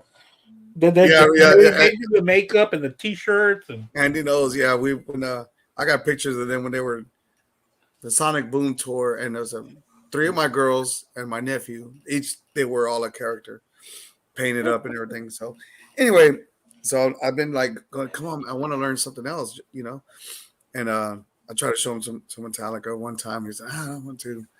But now he's trying to learn because I think my buddy and I are going to do our Metallica tribute again. So he wants to play guitar. But anyways, the other day I go in my music room and I start learning stuff, and I learn what I'm thinking about all day long. So this is how it boils down. It's like, look, do you ever want to learn something I want to play? Because we'll be in there playing Dr. Love and Deuce and shout it out loud all the time, and he's like, I said, you want to learn a Beatles song? He goes, yeah, okay, well, here we go. And when I first heard that song, I was like, dude, and believe it or not, I didn't hear that song until 1995 or 6. Revolver was an album that was non-existent to me. uh-huh. And then I went to and bought the cassette because the work truck I drove didn't have a stereo. So I had a little Walkman. So I'll be driving around listening to Walkman, ghetto. Anyway, the first song I heard was "And Your Bird Can Sing," and I was really in. Well, I still am. I really like harmonies. I like 3-part harmonies, 4-part harmonies, and I don't speak Spanish very well, but I started playing Tex-Mex music, and the reason that I started ever learning any Spanish because I had to learn how to sing harmony. So harmony became just my focus, and then and I started like reflecting, like, well, I've always noticed that when I was listening to Kiss as a child, the Bee Gees, the Beatles, a lot of bands that had multi, vocalists. Yeah. So, yeah. So that and Your Bird Can Sing blew me away. And then, John Lennon's again, man, I could talk about this all day, I guess, but the anxiety he brings.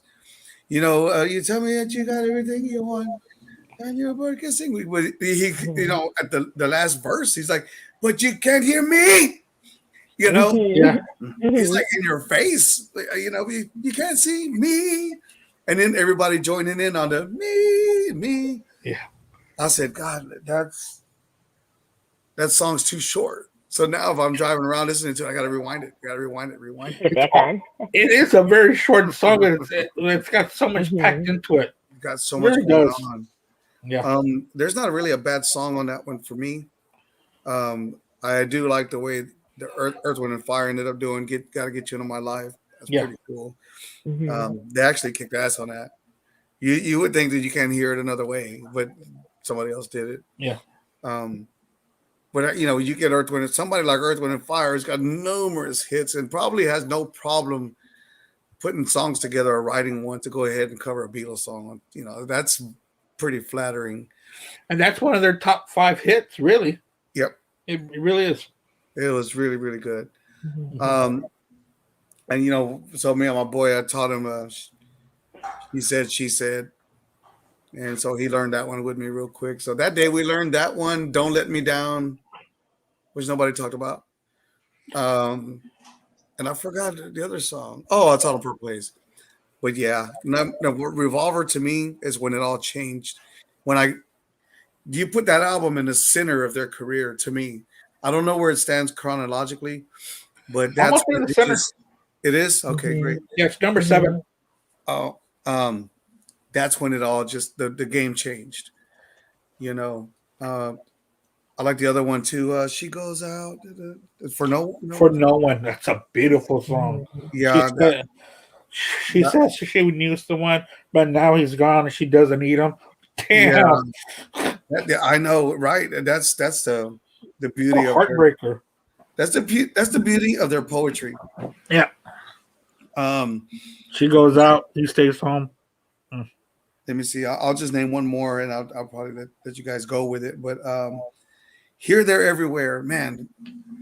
Um, I saw him do that live too. Yeah, So man, that's pretty powerful to me. Good Day Sunshine is great. Oh, Dr. Robert. Kate, you mentioned it. I like the well, you're feeling fine. Hmm. Um, if Rob, if you listen to the Kiss Revenge album, you'll hear a song where Kiss pulls that off as well. I want to say it's not It's Take It in the Off. middle of oh man, damn it. I just Yeah, want to go forget. ahead. Yeah, they're doing the whole acapella Yeah, thing. Yeah, exactly. And absolutely. that's so cool about the Beatles in talking and those bands in comparison. Kiss was like heavy metal Beatles. So you take that Hmm. song from Dr. Robert, that little breakdown, and then you go to that song all the way to the '90s. Go back to God Gave Rock and Roll to You. You have all these different vocals that are going in circles. Dear Prudence, and all these different things. And like, man, if it wasn't for Revolver, we probably wouldn't have that. A lot of it Well, influenced. you know the funny thing also with Kiss is they used a lot of that stuff too, even with music from the Elder. If you listen Oh, to a lot of those parts, all the suspended you stuff. hear it too. Yeah, Yeah. Yeah, yeah. That's just the thing that's so powerful about the Revolver record is a lot of things changed musically for everybody. I think the whole world did because that album right there, um, Tomorrow Never Knows, which is not a big favorite, but it was when I learned what it was about. I said, "Oh, that's cool." But she said, I'll stop with that one. Is my favorite. I like the story behind it where Peter Fonda comes up to the guys and he's just tripping out on acid, and he walks up to the guys and he's like, I know what it's like to be dead." He walks up to Yeah. Paul yeah. and they're like, "What? What? What are you talking I know about?" what it is to be sad, Yeah, and she's making me feel like I never belonged. like, Or You wish I'd know? never been born. it is. Yeah. Isn't it just awesome though? Like go from you got some guys that like Paul McCartney says, I was just lying down in our little twilight time, and I'd like to be under the sea, or Yellow Submarine, and whatever. Hmm. I think It, about breakfast the next day. it didn't take much, man. Yeah. It, you know what I'm saying? It didn't take much for them guys to be able to put together such a masterpiece of an album. And I can stand by this regarding Rubber Soul for years, being my favorite record. Yeah. It's been my favorite record for a long time. I just don't waver on that particular one. Oh, wow. Yeah. It did a lot. That one was a big transformative one. That's like the turning point of them getting into more experimental and Yeah, they stopped bringing touring. like conceptual. Yeah. They're in the studio. They can do Yeah. whatever they want.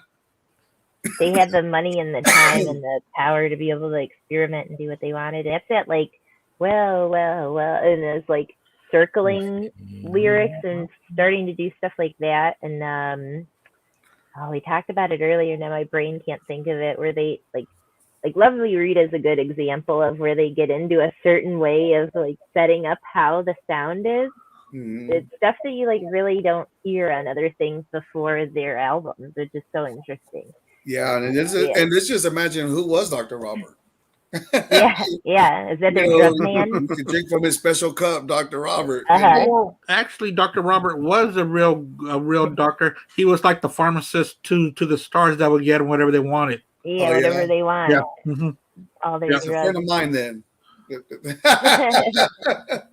So pretty much he was like the Drink beer. drug dealer doctor to the stars back in the day. Mhm. Yeah, like Elvis's doctor.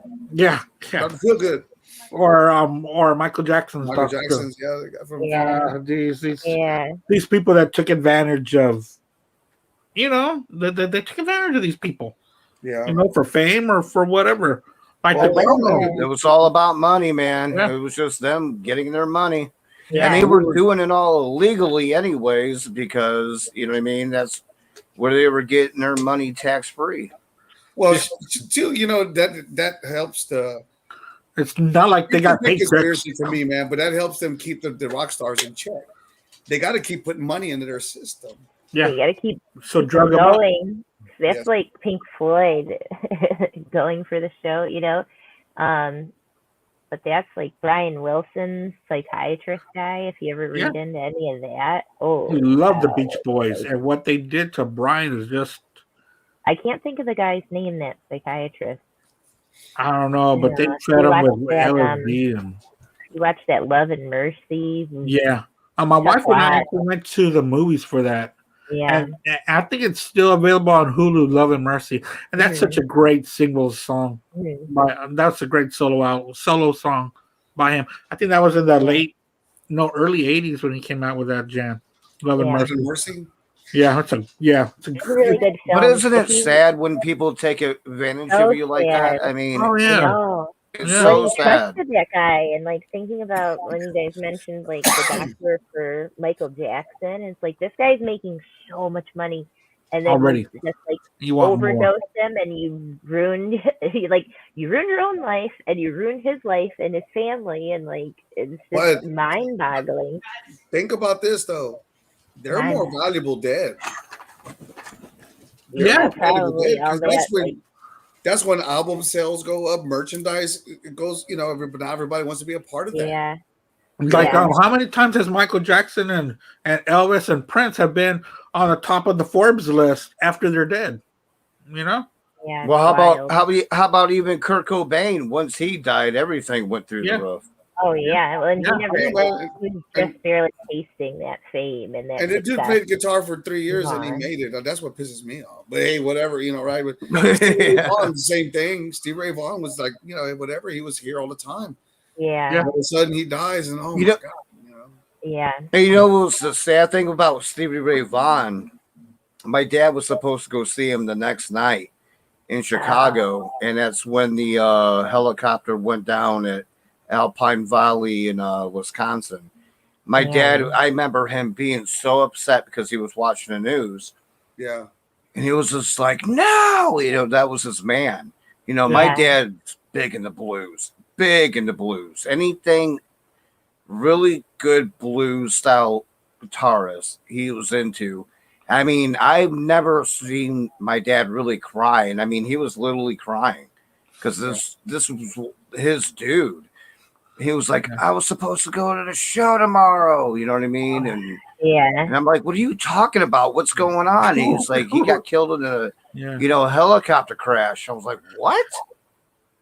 And really, if you think about it, the blues were dead there in the 80s. They kind of were. Mhm. Oh yeah. Mhm. And Stevie Ray Vaughan really just brought it back with Brought his it back. style of Mhm. Texas blues rock. And He was the only biggest one. I mean, if you want to call Clapton blues sometimes, okay. But you're right. Stevie Ray Vaughan was the only one carrying the torch in the 80s. The only one. Because Clapton, I mean Clapton's good and all, but a lot of his albums were not blues albums. They were more pop rock. Yeah. For the life of me, I can't figure out why they call him a blues guitarist. Dude. Because he's I love not. Clapton, but I'm like, are you kidding me? Well, like his interesting thing is like He's had his cataloging moments, blues but songs. Yes, he has. But Yeah. his majority is pop Yeah. rock. Yeah. I mean, his biggest albums Right. and his biggest hit songs are pop rock songs. I just take the Cream material over it all, Yeah. over all of it, everything he's ever done.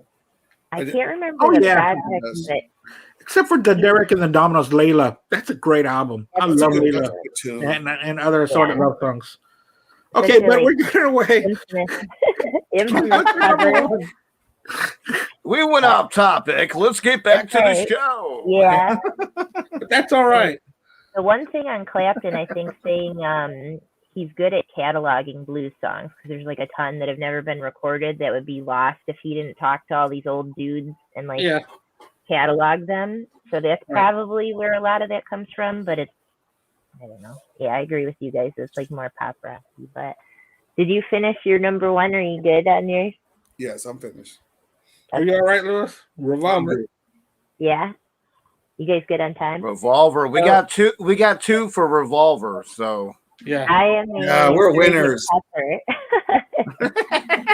everybody else is losers. Yeah. See. No, I think Sgt. Pepper's like my main go-to. I've listened to it the most. That was like my introduction to them. So it's hard to stray from that album that like made you fall in love with the Beatles. Yeah. I feel like, because this, like, that one's not my mom's copy. I have it pulled out, but I'm like, I have my copy. I have my mom's original copy. I have, Oh, wow. I have like another original that I got from somebody else. So it's like the one to me. And I know we've talked about a lot of the songs, and just thinking about that and like that change. Well, and I really do feel like Revolver is a really good one to set in that change when they started doing more experimental stuff. And then this just went like wild and out, Mm-hmm. you know. Well, Kate, we were close. I was number 2 on that. So I mean, we were close. And that's the one thing I gotta admit with all you guys. A lot of our picks have been we had very like overlap. Yeah, we had either they were the same number or they overlapped by one. And then I love Hendrix. Like, Hendrix is just obviously phenomenal, and thinking of him trying to preserve this vibe and like the way this looks and the dress and the colors and everything is always interesting to me. And I don't know, it's getting better and fixing a hole, and like songs that you don't really hear. Like, I try not to listen to the radio, and there's certain Beatles songs that you end up hearing all the time. And then these ones that we're all mentioning, like all the ones that we like the most off of each album, I feel like have been the ones that aren't played as much. So it's interesting to think about which ones we picked and which ones we're talking about. They're very important key tracks. I mean, that just proves that their albums were great from beginning to end. Yeah, and this one ends like Day in the Life is the last track on this, and I love that like cacophony that's happening in that, and how we were talking about how they were so good at getting that vibe of like Yeah. You know, it's interesting to me to think about all these different things that historical references and their own personal lives, and there's so much that goes into this, and there's like everything that we could talk about is just, we could do a 10-hour podcast. You know, right? Yeah, because I think we're still holding back, and we're over 3 hours, and we're still holding back. More than more that we can say. Yeah. Well, we used to have so many things that we can reference. Like, you guys are talking about Kiss, and like we could talk about this and like Hendrix or Clapton or whoever, and there's so much influence on the music world from them. And thinking of like Ozzy and Lemmy, out of all people, think that that's like, or say that's their favorite band or their biggest influence. I mean, it's just amazing. We could always do a part 2 to this. I mean, easily down the road. I mean, we need to do who influenced or which bands got influenced by the Beatles. You know, that would be that would take some reference checks though, because and I think next week's show, Stones Against the Beatles, you know, we're going to put album against album. That's going to be interesting too, because everyone's always pitting them against each other, but they never get down to the nitty gritty of why. They would hang out and play together and hang out, and they never had that animosity that people create around them. Is interesting. So I don't know. But yeah. All right. I think I'm what? good. You know what they would real quick. You know Mhm. what the Beatles and the Stones would do? They would create that animosity to get publicity. They used to do that because I remember, Yeah. my stepmother always saying, "Oh, you gotta like one or the other, one or the other, one or the other," and Beatles then or Stones ask other people. people. I would ask people through the Mhm. years, and most of the times to be like, "Oh, I like the Stones, I like the Beatles," but guess what? They Mhm. usually like both bands equally. You like It both. was just Yeah. it was a promotional thing, and somebody said, "Yeah, Yeah. I got Whoever a their picture on primary my answer was. yeah. I got a picture on my phone that someone had put on Black Spinner Circle of Paul. He's wearing headphones and he's listening to Aftermath by the Stones. He's got his headphones on Mhm. and he's reading the back of it. And I'll send it to y'all. And he's reading the back of the album. Just a music lover. But yeah, are we at me now? Yeah, Do I you get can to go say ahead. my number You're one? number one. yeah, you're the final drum roll, brother." The White Album. Oh, you got the Esther demos? Nice. Yeah, the Esther Yeah. demos. Bought Yep. this at Walmart for $50, and I love it. Yeah, they had a good deal on them after Yeah. a while, like when it came out. But I got it. I haven't cracked it yet. I'm the worst about buying something that I really, really, really want, Yeah. and then I'm like, "Ugh, I can't open it. I have to save it." The I'm the White same way. Album. The reason why You're I love the awesome. White Album. You're awesome, Kate. You're awesome. Thank you. I'm having the best time. You guys have been so much fun. The White Album has everything. After 3 hours, very impressive. I know, right? But the White Album has everything, every kind of music you want. It's got the soft ballads. Yeah. It's got the weird stuff. The It's got the metal. heavy stuff. Got Um, country. It's got country with Rocky Raccoon. But let's go through these songs. I mean, back in the USSR, comes in with the airplane. And Lewis really did do a good job on Dear Prudence. It's just a beautiful song with a one note, Yeah. and then the drums just going off. Oh blah dee blah da. Even the continuing story of Bungalow Bill. Hey, Bungalow Yeah, Bill. that was fun. It's that weird quirkiness. Yeah. Right. That That's why I said I like the goofier songs for yeah. they just like tickle me. Like I smile. You listen to it and you're like, oh, this is fun. It's silly, Exactly. you know? Happiness is a warm gun. It's heavy, and Mhm. then it goes into balladry. Don't Pass Me By. I love that track by Ringo. I just love it to do.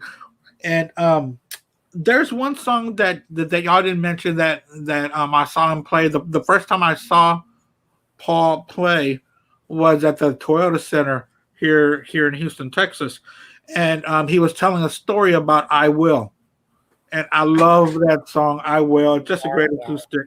Yeah. And then we talked about Piggies, and then you put on the third side, and "Birthday" is such a great song, but "Your Blues" is just so. I'm so suicidal. I feel just like Dylan's Mr. Jones. I mean, I even hate my rock and roll, and then it goes to Everybody's Got Something to Hide, except for me and my monkey. Bear, bear, bear, bear, bear. And then that goes to Sexy Sadie, to Helter Skelter, to Long, Long, Long. I hear people say about this song, this album is too long. But what are you going to take out? What do you pull off of it? What That's are you going to take out of the White Album? Yeah. You can't. You can't take nothing out. Mother Nature's Son is wonderful. Honey Pie is a good song too. Honey Pie, you're making me crazy. You see, another one of those Paul songs that Lewis talks about. It sounds like he's singing to a different audience with that old 1920s Hollywood kind of theme. Mhm. I'm in love, but I'm lazy. Honey Pie again, another weird song. Cry Baby Cry, and Revolution Number 9. I used to hate the song, but now that I hear it, it could be in today's alternative album rock. That song was so ahead of its time. It's a music collage and it's great. And it ends with a beautiful good night. I mean, Hmm. you That know, one like whispers you to sleep at the end of the album. it's it's upside down, but this is and it's packaged beautifully. It's You're good packaged now, beautifully. buddy. You're good Mhm. now. And what the Esther demos are is the White Album done acoustic. Mhm. Like all these songs, like Back in USSR, Dear Prudence, Glass Onion, Obla Di Blah Da, um, all these are done acoustically Cool. Oh, by neat. them. This is the rough draft to what the White Album will be, and it's got a really cool song on here called I think it's called Child of Nature, but it's the melody to what John will use to Jealous Guy. That's right. Mhm. It's the exact same melody, just different words. And of course it will come to be Jealous Guy, but it's got George's Not Guilty on here, which Not Guilty will come out later. I think it's on a Dark Horse album in the mid 70s by George. But yeah, the White Mhm. Album to me, um, damn, it's always upside down. You see, that's why when I get the White Album, it's never upside down. It's just one color. That's it. But Yeah. yeah, the White Album is my favorite. It was my favorite all through. Actually, speaking of it, ever since COVID hit, the White Album has been my favorite album. Um, I Nice, nice. revisited several times during the COVID time, and I just love it. And it really opened up a lot of different songs to me, and Mhm. so that's my number one. Okay, guys, that wraps it up. Mine was number one. Kate's number one was Sergeant Pepper's, and Mhm. Rob and Lewis both had Mhm. Revolver. Which, if it was a couple years ago, I would have joined them on Revolver, or I would have joined Kate on Sergeant Pepper. There was really no wrong answer. All our top five are the top five that are always voted as their best. So Yeah. I think we all figured it out somehow. All right. Hey, thanks a lot, guys, for participating in this. Yeah, this was awesome. All So right. much Thank you Thanks. for fun. saying yes to my question, and also I want to say a deep hello and heartfelt to Al Horta out there. He was supposed to be with us tonight, Oh which would yeah. have pushed this to 5 hours because Al Horta is Yes, one of it us. definitely would have. Yeah, and We gotta keep the Metallica one short tomorrow. yeah, and Al Horta is doing things with his family. The mourning the death of both of his in-laws. So our heart goes out to him. He's a big Wow. part of everything we do. He's a very big part in everything we do, and Absolutely. so we understand why you're not here with us, Al. But do not think that you weren't on our minds. You were a big part of everything. And thank you all out there on Facebook Live. Thanks for hanging out with us and watching this with us and sharing the stories that we shared here on this podcast. Anybody else want to say goodbye to everybody? Just have a good night. All Everyone right. stay safe. Only thing Take I'm gonna care. do, I'm gonna be a whore. Tomorrow on the Oh, Rock and sorry, I forgot. Row podcast. You gotta shout out your stuff. Find us on Facebook. Go find the page, The Rock and Row, which is ROWE, which is my last name, podcast. And tomorrow night, we're going to rank the Metallica albums with Andy Rodriguez.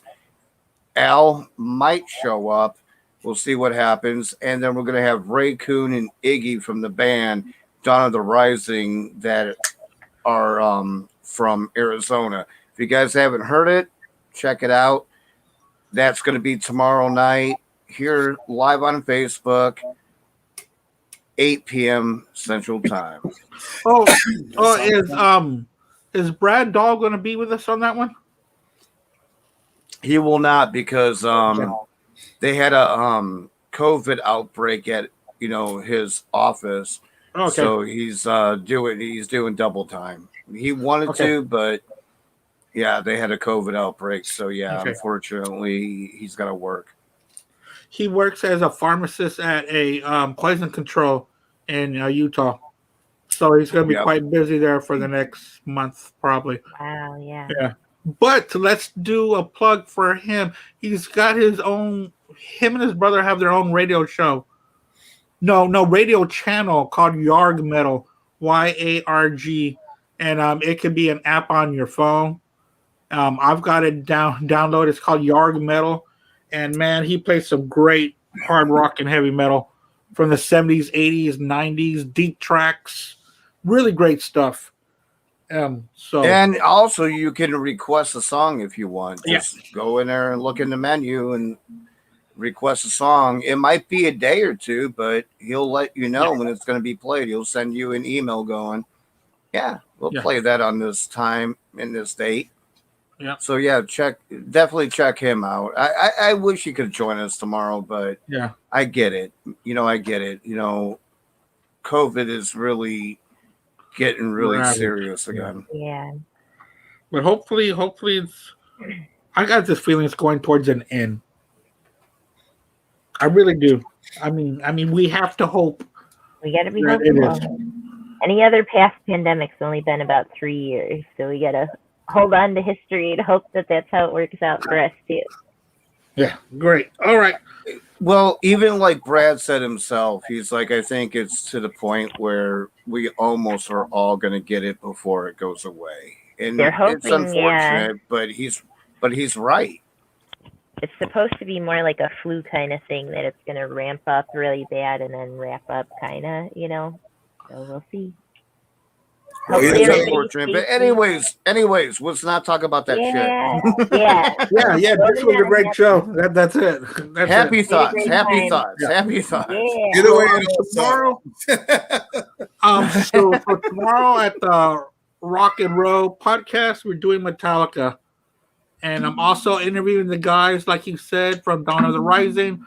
They should be finishing up their second LP, so we'll be talking to that with them about their new album coming out and stuff like that. So they're very interesting band, and they love music just like us.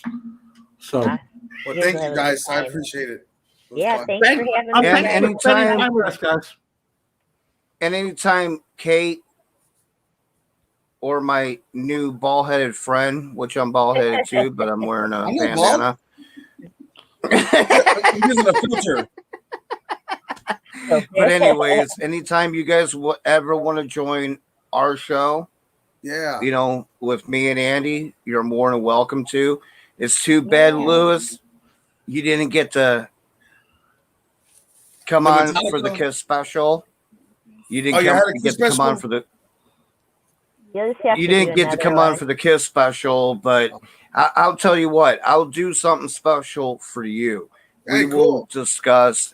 How about Destroyer, Love Gun, and Rock and Roll Over for the future? Does that sound cool? I'm an expert at all of them, so it's good. Okay. A triple There we play. go, Andy. There we go. Yeah. A future Yeah, show. I got well, y'all know that I'm new to this Kiss thing. I'm only 9 years into it, so Only 9 years. only nine 9 years years? into the Kiss. Yeah. So I'm still a newbie.